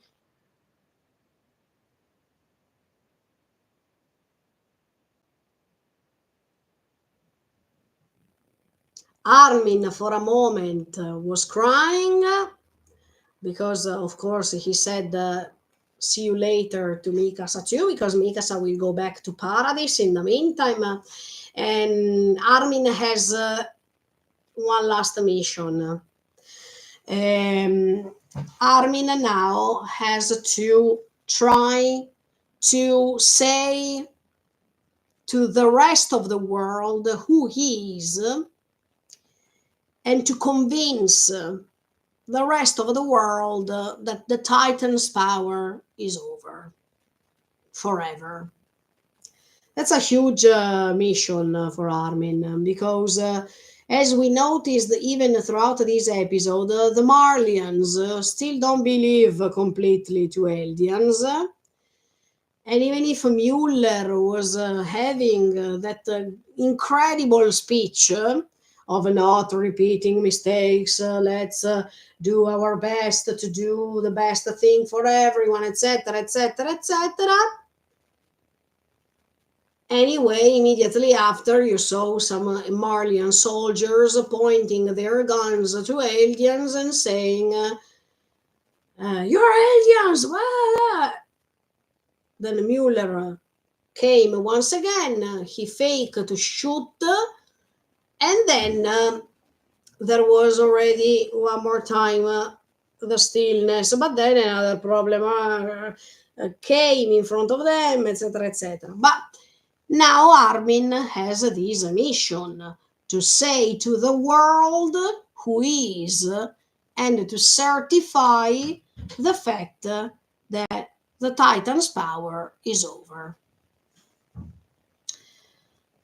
So, as you could see, while he was feeling emotional, talking to Mikasa, and he tries to um, say the best thing to her, and once he saw her smile, Armin feels that his heart is pounding, boom, boom, boom, boom, boom, boom. He's beating so fast, not because he loves her, but because he's so happy that his friend feels relieved now, that she feels peaceful now.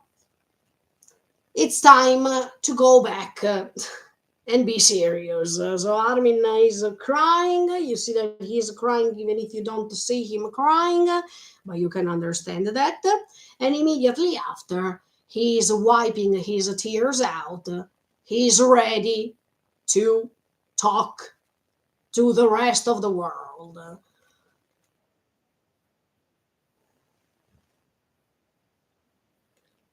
And Mueller is listening now to all these aliens who survived, that they are telling Mueller, look, the power of the Titans is over now. We can't transform into Titans anymore. But Mueller, look, he doesn't know if what they say corresponds to reality. Even in this case, Annie's father is there to mediate, is there to try to communicate with them. So he's not using any sort of violence, he's not saying bad words, he's trying to be heard.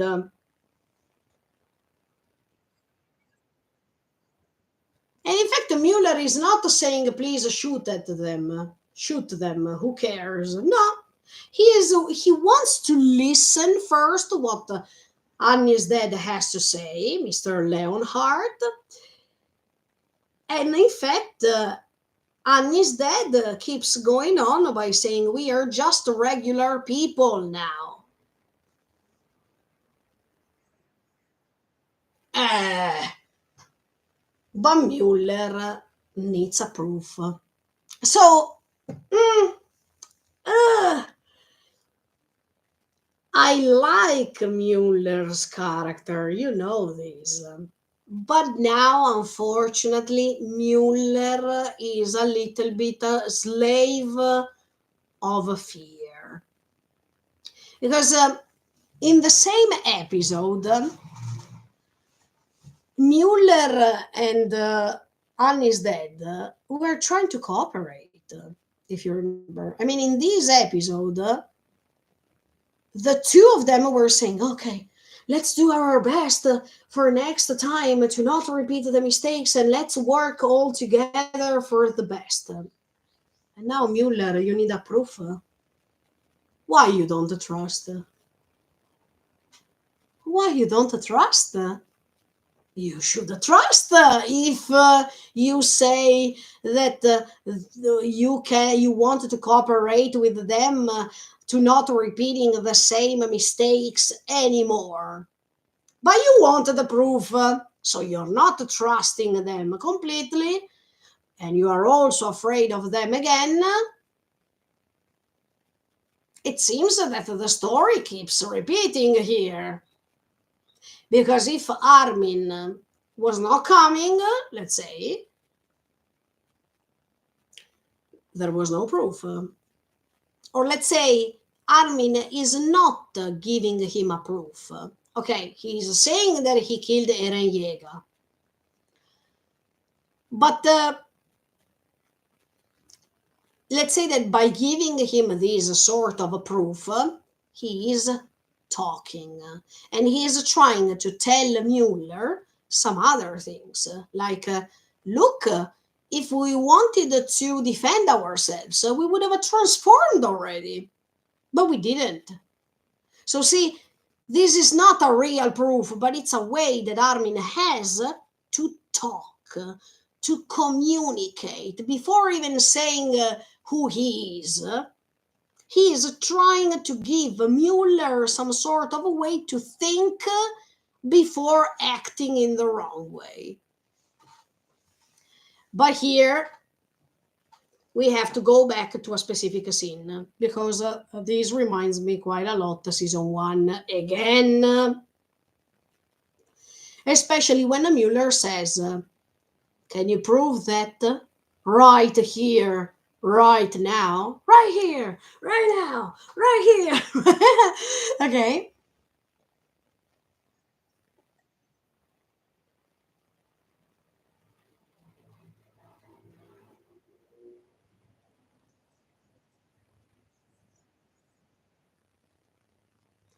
And Annie's dad said, look, you can have a blood check, a blood test.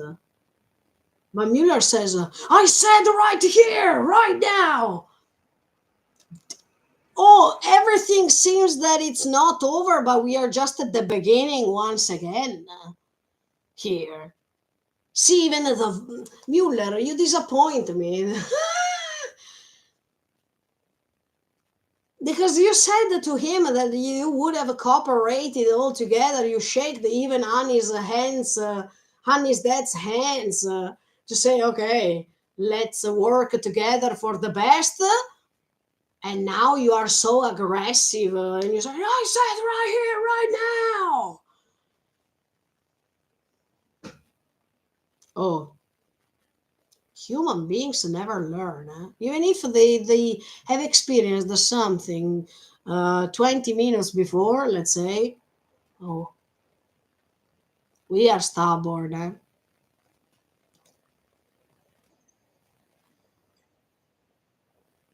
Even if I understand that Mueller is in a hard situation, in fact, he's sweating here. And in fact, he's saying, please prove it to us. The fact that he's even saying please is already a change.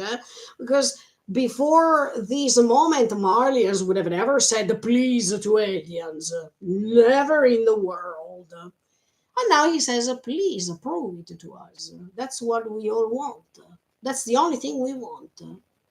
That you prove us that the Titan's power is over and that we can start doing something for good.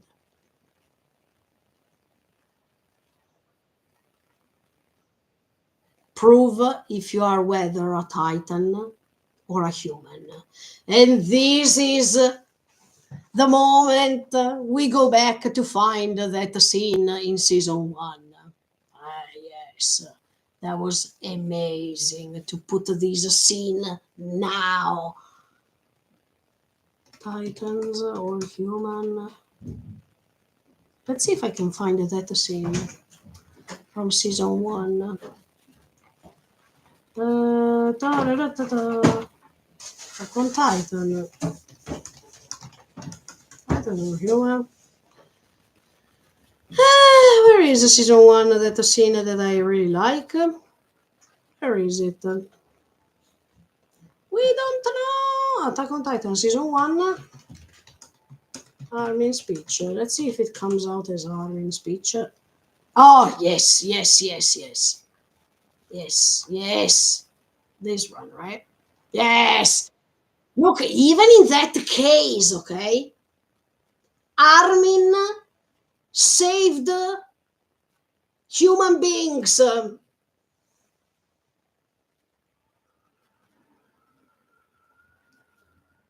Even in that case, look, this is a repetition. But in the first case, Armin was protecting Eren and Mikasa, especially Eren, because in Paradise they felt afraid of Titans because the Titans were attacking them. So to have a Titan inside the walls, oh no, you can destroy humanity, because at that time they were believing that inside the walls it was the only humanity possible to find. Now Armin is doing the same thing on another perspective. Now he's defending Eldians in front of Marlians to tell Marlians that they are human.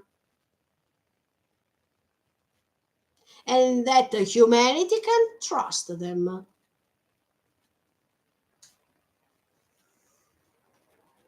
But let's watch that season one scene because it's amazing. And at that time, okay, one day we will do this. I mean, we will rewatch Shingeki no Kyojin from the beginning. I told you already. But at that time, Armin, before starting his speech in season one, he said, "Something's been troubling me. I mean, something is being troubling me ever since I saw Eren fight as a Titan." Was he connected through the paths already?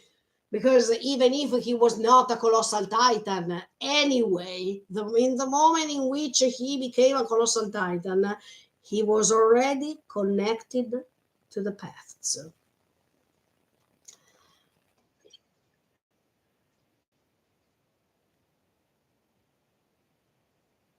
I haven't even sorted out my own thoughts yet, but I've got to do this. I mean, Armin was not convinced about Eren being a titan still. Then, anyway, he said, okay, he's my friend, so. But if we saw how these things went on, Armin, you should have thought more. Huh? But okay, I'll have to think while I speak. Same thing that he's doing now. Same. He's trying to talk to them so they can think.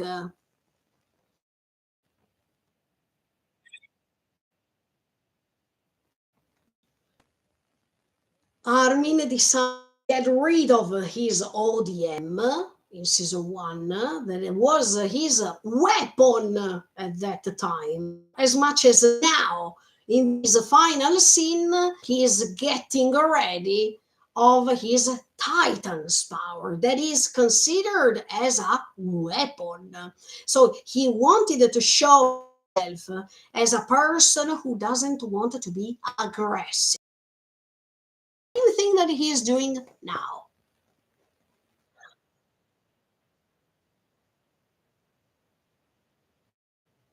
Do you see? The captain was saying, "Stop!" And Armin stops. And they are all afraid. And even in that scene, there was the smoke, guys. Like in this final scene, in which you see that aliens are surrounded by smoke. But this smoke that is produced even by the dust of all the explosions and everything that happened stands for the unsureness, this way of being uncertain, and this way of not feeling as if they can trust them. I mean, this smoke represents, figuratively speaking, this uncertainty, if we can trust them or not. Yes, it represents the doubts surrounding aliens, as much as in season one that the smoke was representing this uncertainty regarding Eren, who was a titan, and no one was believing him, but Armin knew what to say at that time. He left his hand, so he let them understand that he was not aggressive at all.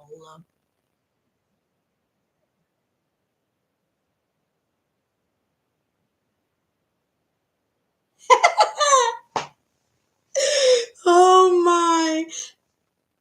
But you need to remember one thing. Armin here says he, Eren, is not the enemy of mankind. At that time, you need to remember that at that time he also said, I still have doubts about Eren, especially in the moment he transformed into a titan. But okay, let me do what I have to do now. He was not sure, but okay, let me say it to convince these people. So when he said, and he's not an enemy of humanity. If you see what how Eren described now, mm. But even in this case, yes, Eren is a mass murderer. He is depicted like this. But if he was an enemy of mankind, we are referring to a general word that refers to all people in the world. And in that case, Eren can't be considered an enemy of mankind. Because if he was an enemy of mankind, he would have killed everyone, even his friends. So I partially agree with what Armin says, okay? Even if, okay, now for many people, he's just a person who promoted the genocide, okay? But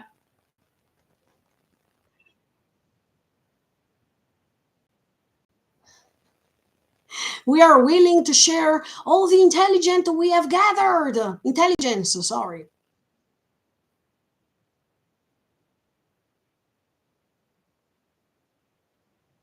He revealed his true form right in front of us. There's nothing left to say. Here we go. The same statement. If you say he's not an enemy, prove it. Say.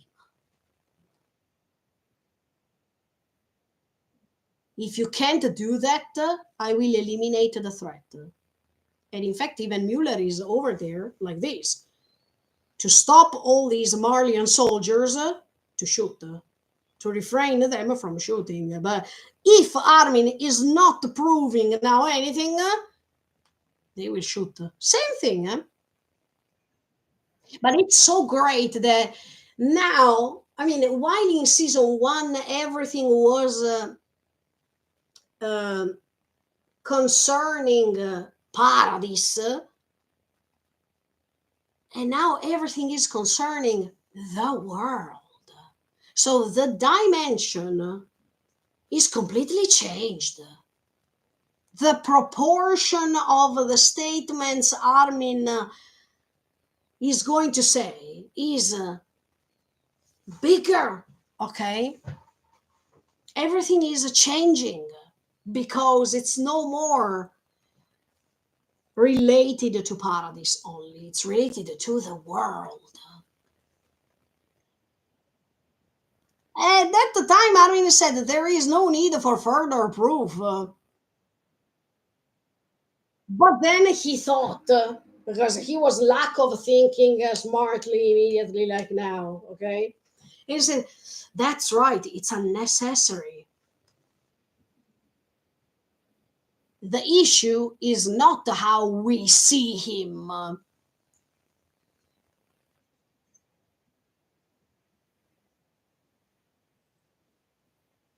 You said everybody saw him. Then they must have seen him fighting the Titans too. But it's exactly what Eren did. To exterminate all the Titans, he had to do something so bad that they could have killed him to erase even the Titan's power.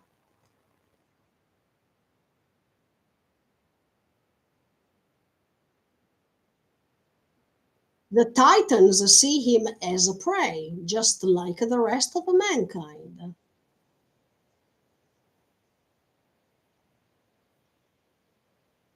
Nothing you say can change that effect. So Armin is great.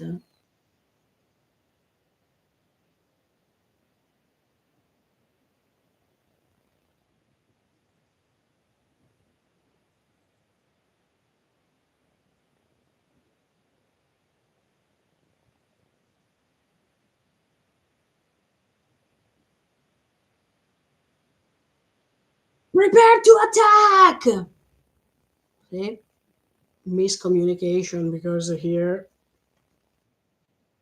But this in this final episode will change quite a lot. Don't fall for this trap!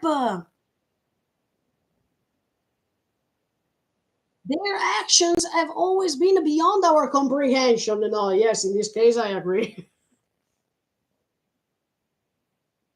If we cannot transform into humans and speak our language, that's just another way for them to fool us.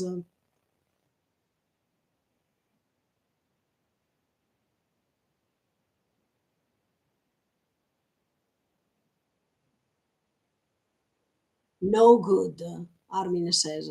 He is stopped thinking entirely.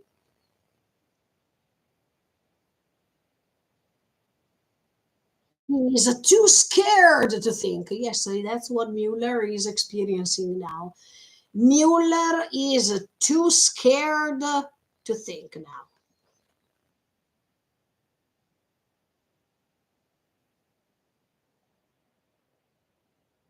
But Eren was doing that means I trust you. You can do it.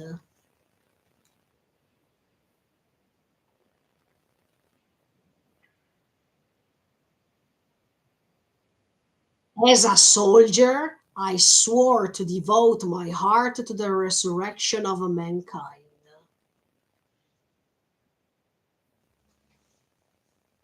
Actually, it's happening. He swore to devote his heart to the resurrection of mankind.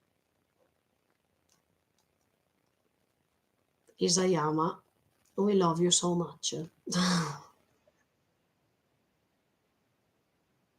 There is no greater glory than dying for that belief. Belief.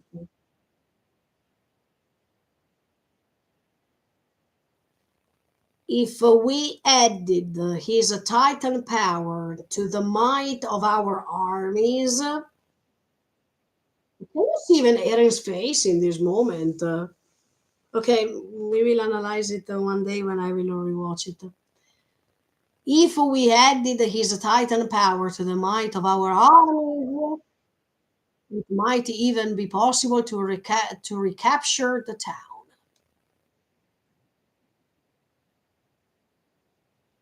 For the glory of the human race, I beg you, in my final moments before I die.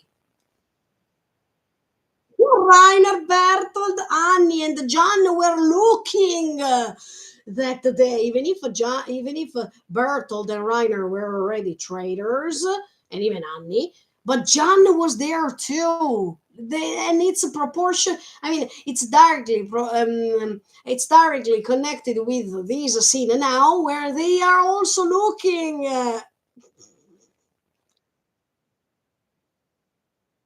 Permit me to explain his strategic importance.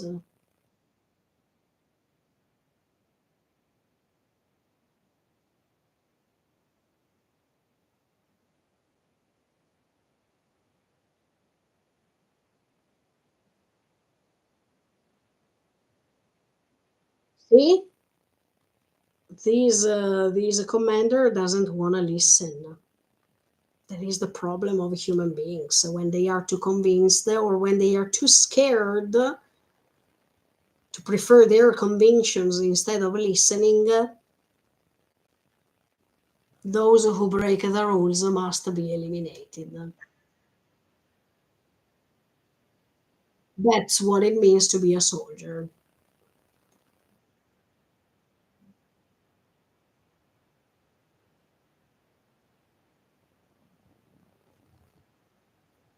And at that time, Pixies joined. At that time, Pixies said, "You haven't changed. As big as you are, you're still got the guts of a scared phone."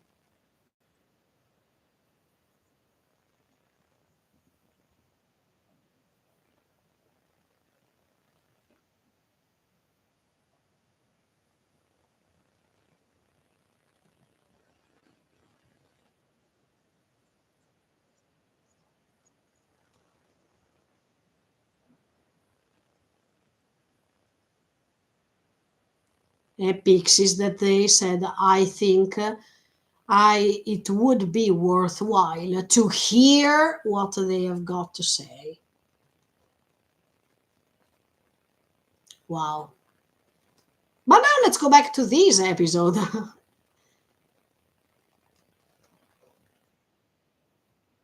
And in this case, too, Armin gets rid of this ODM. Same thing. It's like a mirrored scene. If we still possess the Titan powers, we would have used them to resist.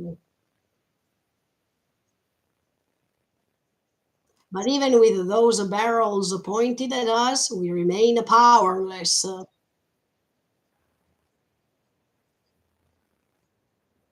There's no greater proof that we are human. Who are you? What? It get me chills when I hear these. Who are you?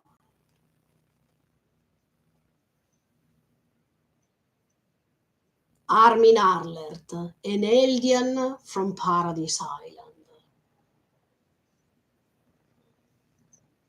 I am the one who killed the attack titan, Eren Yeager.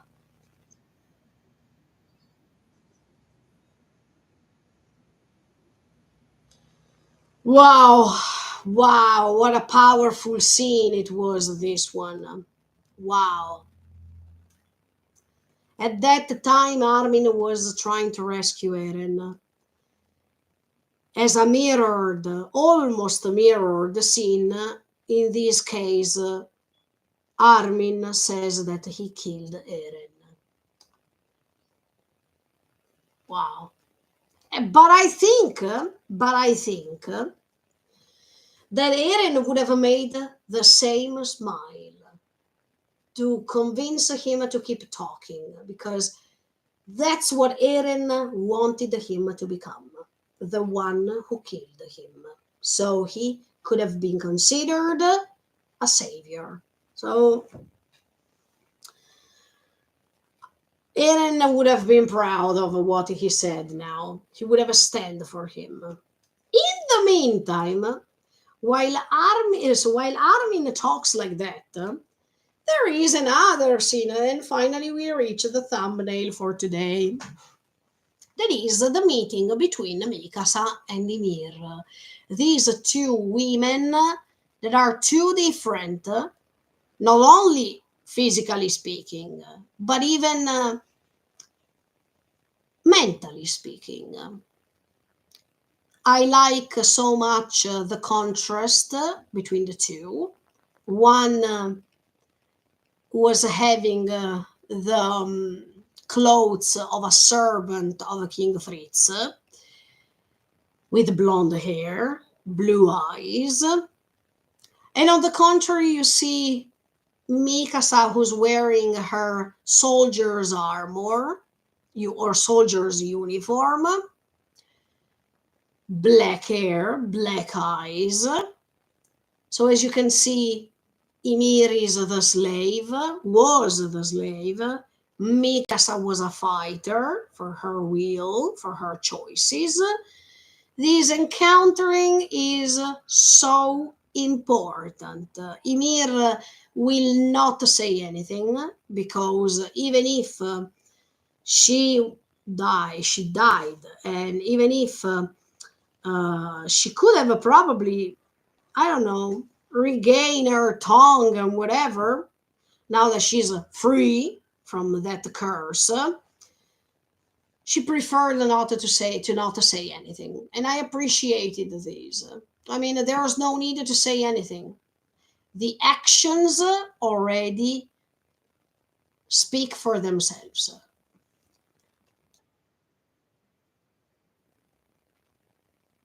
And Mikasa says, so I think that Eren said too, if you remember, when Eren met Ymir in the dimension of the pasts, the first thing Eren said is, it was you, wasn't it?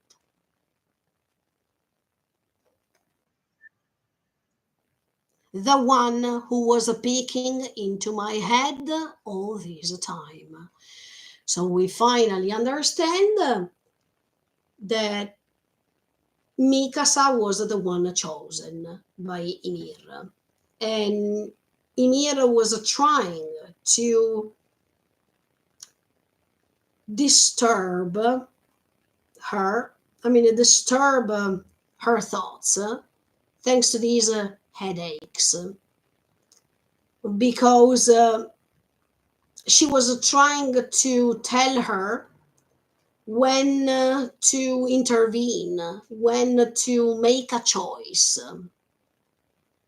And later, when we will go back in time and we will analyze Shingeki no Kyojin once again, we will understand all these. But now we see that Ymir is confirming, because of her being quiet, that she needed to be freed by a person like Mikasa, by a person who decided to do the right thing, even if this could have caused the loss of her love.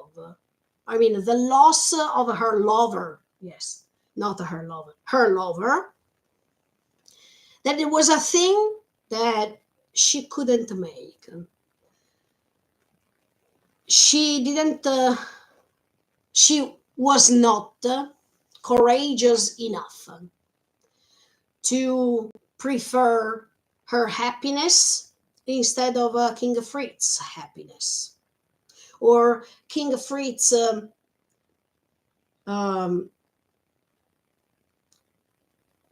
pride. She preferred his pride than hers.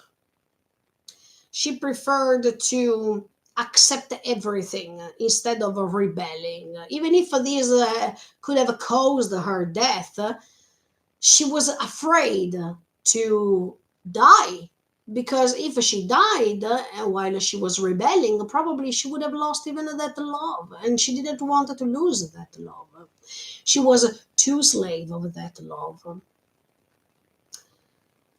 So when she saw from the future that she had to wait, because once she died and she knew that she was eaten by her daughters, maybe she understood that by waiting, someone would have come sooner or later to change things, to erase these titans' power. And at the same, that was even a power that took Eren away from Mikasa. So not only Mikasa is helping to free Ymir from all these curse of 2000 years, but Mikasa is also one who's taking a revenge by doing this time the right thing on this power that took Eren away from her. Because as soon as Eren turned into a titan, Mikasa felt distant from Eren. Mikasa understood that they couldn't go back to what they were before. So it's like as if these powers stole Eren from her. And that the power existed because of Ymir. So Ymir knew that thanks to what she did that day, that means to protect King Fritz and not to let that Marleyan soldier kill him, she cursed the people for 2000 years. She caused it was like as if she was asking these powers to steal a sort of a freedom to all the owners of the Titans.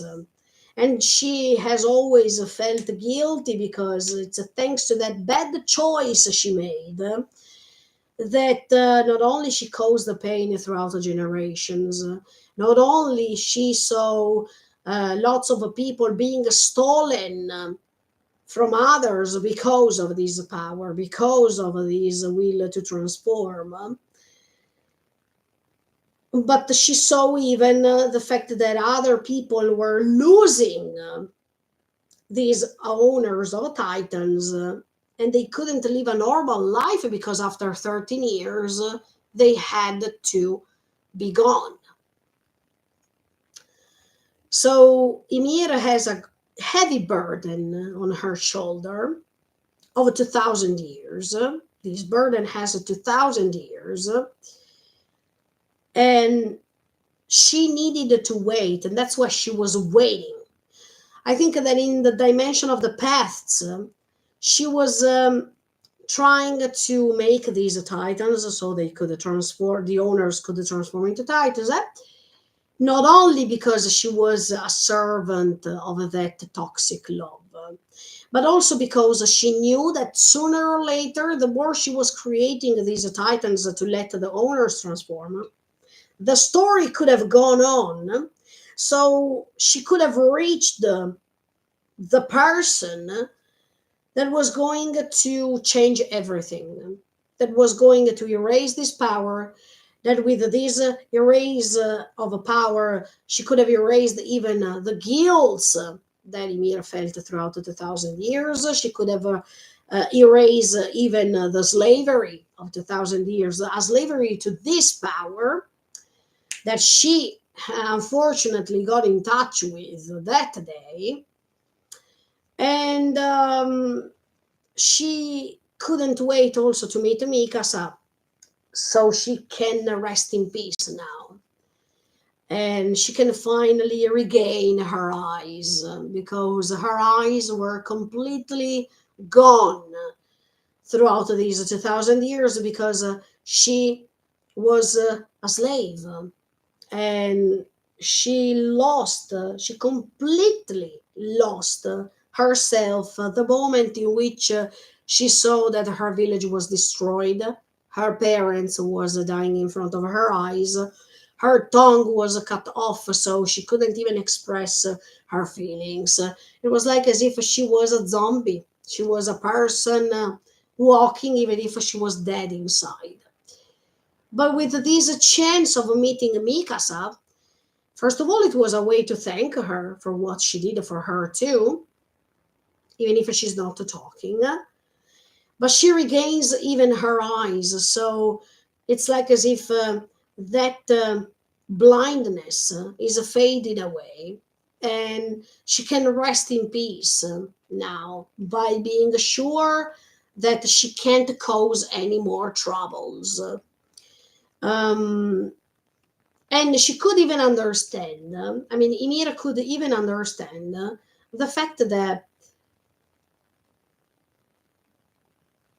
she had in front of her eyes the proof that love exists. Because Mikasa killed Eren not because she wanted to go against him, but because she wanted to protect Eren from that power that was consuming him. And the only way to protect him was to erase this power from him. So the only way to protect him for real was to kill him. That was a proof of real love. And for Ymir, this was like an epiphany because she understood that at that day she should have not protected King Fritz, because if she protected King Fritz, she was promoting violence, she was promoting this slavery. While if she left that spear go and kill King Fritz, she probably would have protected him from other cruelty that he would have promoted, and he would have led him free from this dark soul that he had. while we always think that protecting someone means to become the victims, no. Sometimes to protect others, we decide to be mean in front of these people to let them understand where is the problem, right? Ymir at that time decided to let herself go, don't respond to King Fritz anymore. In order, I mean, also from the fact that she saw that he didn't move a finger to help her. And she understood immediately that that sacrifice was super meaningless. But she also feels guilty because she left her daughters to him.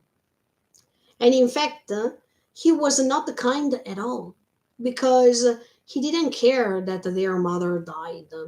He cared more about the fact that they could eat her, so they could inheriting. They could have they could have inherited her power because the power was more important than anything else. As if he was the owner of that power. He felt as if Ymir was the container and she had the power he gained. So the fact that she was used by him is pretty obvious, but even the fact that she was used not only because she was a slave of him, but because she was used as a container of a power he thought that that was his power. And she left her daughters behind. And King Fritz, by thinking that he was the owner of that power, he wanted to go on, to let this power go on, because to him, the power was more important than anything else. And he thought that he could control this power, this incredible power. But even in his case, it didn't go well, in my opinion. We don't know how King Fritz died, but we know that he died by keep promoting all these things to have to let these daughters have kids. So one day they would have been eaten by them, etc., etc. That was not love at all. But Ymir promoted that love that didn't even exist. So the guilt that Ymir has on her shoulder is pretty obvious. It's quite evident. But I like that she wants to confront Mikasa, and even if she can't speak or she doesn't want to say anything, it's a way to say thank you to her. Thanks to those headaches, Mikasa could recognize um, that maybe what she was doing was wrong, to always follow Eren, to always think that following Eren was the best choice, to think that she had to stay next to Eren no matter what, no matter if he was doing wrong things, because Eren was Eren. No, I think Ymir was interfering with these headaches to help her not being like she was, and to let her understand, look, Mikasa, you're making a mistake here. I also made that mistake. You resemble me in this moment. You prefer to go on trusting him, and even if he does bad things, you want him to go on living, and that's not the right thing you should do. The right thing you should do is to make your own choice based on your moral values, based on what you think it's correct to do. So Ymir was trying to guide her through this uh, path. I think your love was nothing but a long nightmare. Yes, yes, it was. The lives taken will never come back. Absolutely. Still, I exist because of the lives you created. Yes, it's true. Even if it's sad to say this, but Mikasa could change some things because she was descending from Ymir, and she can't deny this. It would be so stupid to say the contrary. She derives from Ymir. And anyway, if she was not born, she would have never loved Eren. She would have never treasured the moment in which his scarf was surrounding her neck. And she would have not treasured her love confession to Eren, everything that she did. So somehow, Mikasa is saying a thank you to her because while Ymir thinks that she did all wrong, Mikasa is there to prove her wrong. She's saying that she's thanking her to, as a paradox, to have done what she did, because without that, she would have never been born. And here we connect once again with what Armin said to Zeke. There are some things that are telling you that it's worth living. And we shouldn't believe that it was better to not have been born. This is the case. So Ymir, by hearing these beautiful words, she can understand that she did something good, that she also did something good. And it was not only bad choices and bad things. This is really awesome. Because sometimes when we believe, it was better if I was never being born, we should think more when we say these kind of things. But for Ymir, for a person who thought that she made all mistakes and she did all wrong with her choices, to hear from a person, look, I exist at the end of the day because of you. So I thank you because if I was not existing, and if you didn't do what you did, I was not able to discover love. I was not able to meet my soulmate, that is Eren. I was not able to meet my friends. I was not able to collect memories that I will treasure them for the rest of my life. So, no matter the atrocities that happened because of your choice, the world is cruel, but it's also really beautiful.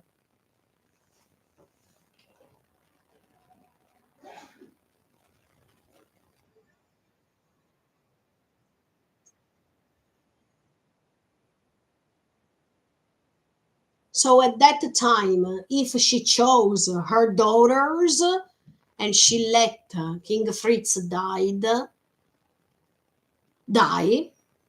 probably Mikasa would have never been born. No.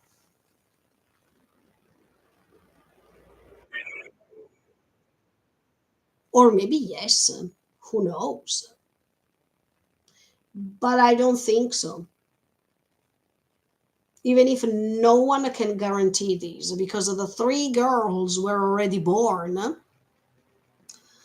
and they could have married, they could have created other descendancies. So we don't know if with or without King Fritz, the story in that way would have changed. But let's say that at that time,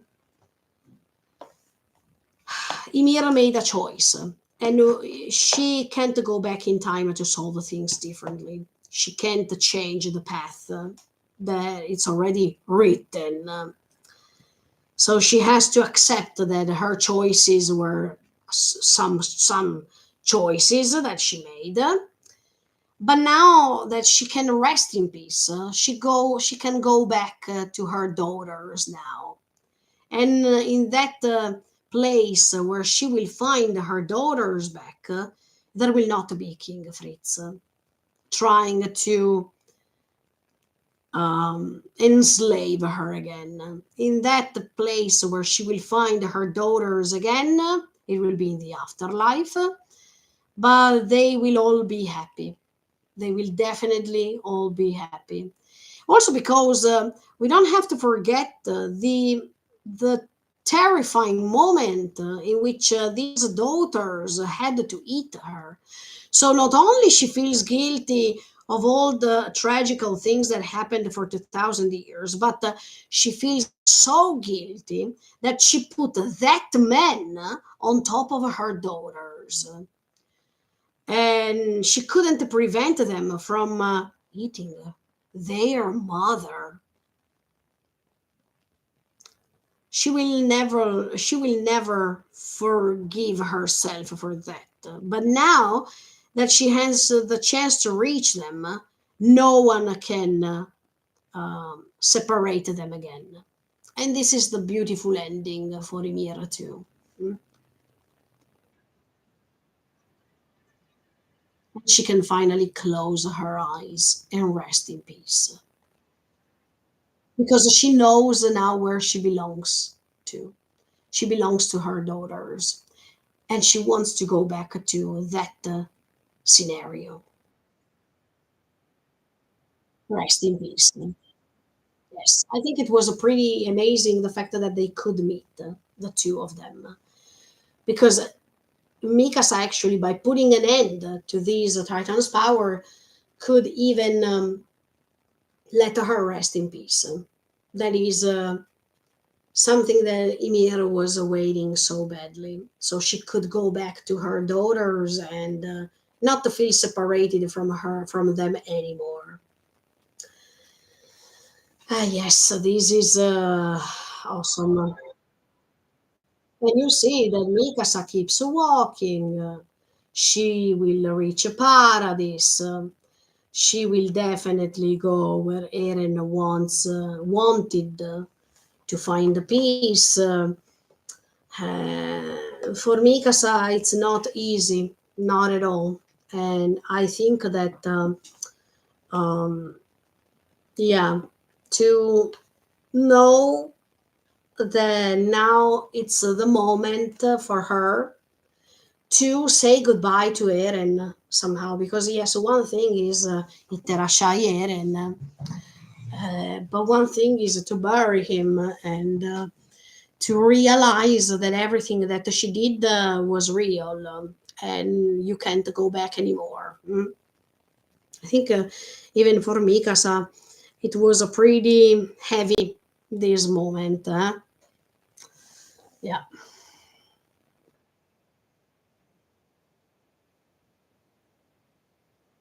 but the way she is treasuring Eren's head like this, the way she is touching his head, is like as if she keeps cuddling him to protect him from the cruelty of the world. I mean, the beautiful world that tries to protect him in this case. But the way she's cuddling him, even if he's dead, and to see that now Eren has a peaceful face, because when you die, you relax your muscles and you feel as if you go back resting, right? But look, guys, I still want to say this, that I don't understand. There are there's a few minutes left. I wanted to say this. Eren, that now he is hugged by Mikasa. I mean, the head that is hugged by Mikasa. Eren still has this Titan form. I mean, he still has on his face the Titan's marks after you transform and you go back to human, right? I expected that if the Titan's power is over, Eren could have gone back to his initial phase. I mean, to a face without scars, without marks, and anything else. I mean, as much as we see that the Reiner and all the others are not having any mark on their faces, no matter if they were transformed into Titan, etc., etc., Eren seems to feel, Eren seems to be marked still from this curse of Titans. So that's why I was saying why also Eren couldn't have his face being cleaned by these marks and scars. Is it because his friends don't have these because they are free? They are free to restart. They have another opportunity to start again their lives, and they don't have the Titan's power, and they will survive, etc., etc. While Eren has these marks on his face because he is condemned to his destiny. That means to die and to not be able to have a second chance. Or at this point, let me say it. Or does this mean that something is still alive? And by having these marks on his face, this makes you understand that while everyone thinks that everything is over, nothing is over yet. Uh, we need to keep thinking about this, especially when we will reach the boy and the dog. But yeah, even the fact that Eren was saying, "I will keep moving forward till death and even after death." Eh, eh, let's see. But yes, I was impressed of the fact that while all the others were having clean faces from these marks of Titans, of being Titans, he was still marked, as if he kept being cursed for everything he decided to do. And that was a sort of punishment that was given to him for all the things that he did. And he was not even going away from all these, he was accepting that everything that he did was wrong. And anyway, he couldn't go back in time to remake, to change things. But he could only take responsibility of everything that he made. That was a pretty awesome. Okay, let me see this final scene. But I like the fact that Mikasa is cuddling him. I mean, she doesn't want to get rid of this head yet.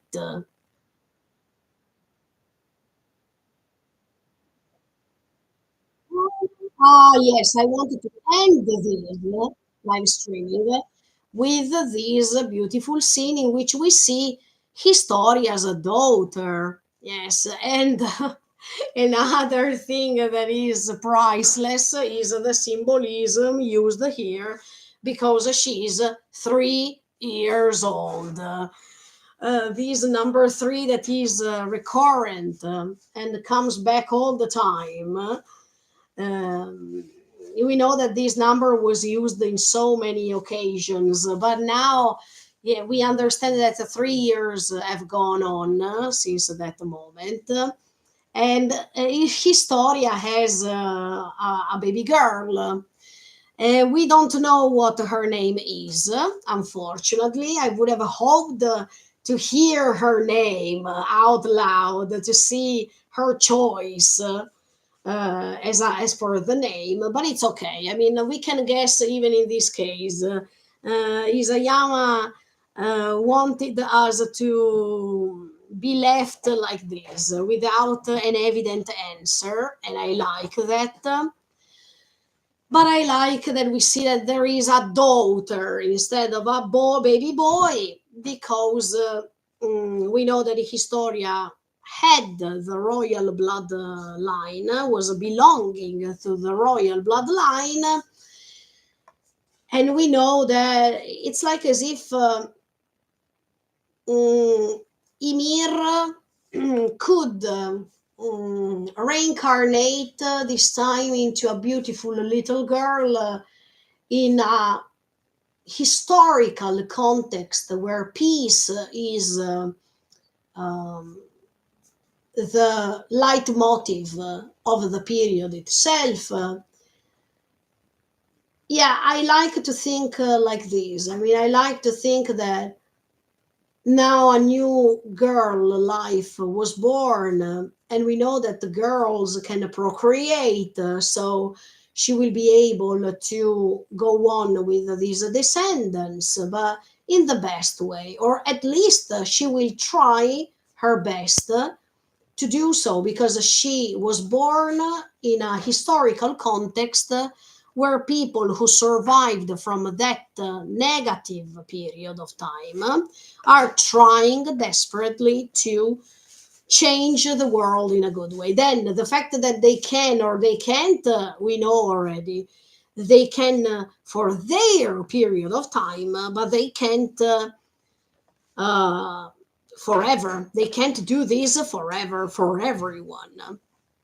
So the fact that they are at least trying to make an historical period of time being peaceful, that's already a great goal. And this baby girl was born in this moment, in this world context, so she will spread somehow what her mother will tell her and what these other friends of Historia will tell her. So that she is born in the beautiful side of the world this time. And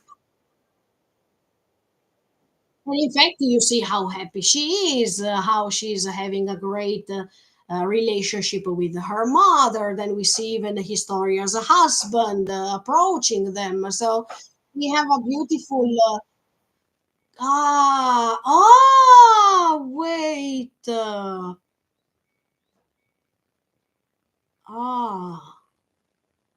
oh, la la la.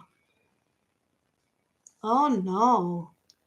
Okay, no. So I wanted to interrupt the live streaming now because I noticed already some things. Ay, ay, ay, ay, ay. Okay, let me see. Okay, tomorrow, yes, I will let you know what I think about this scene when we see Historia's husband approaching Historia and his daughter. Okay. In the meantime, guys, thank you so much for the support. Thank you for all the comments today, too.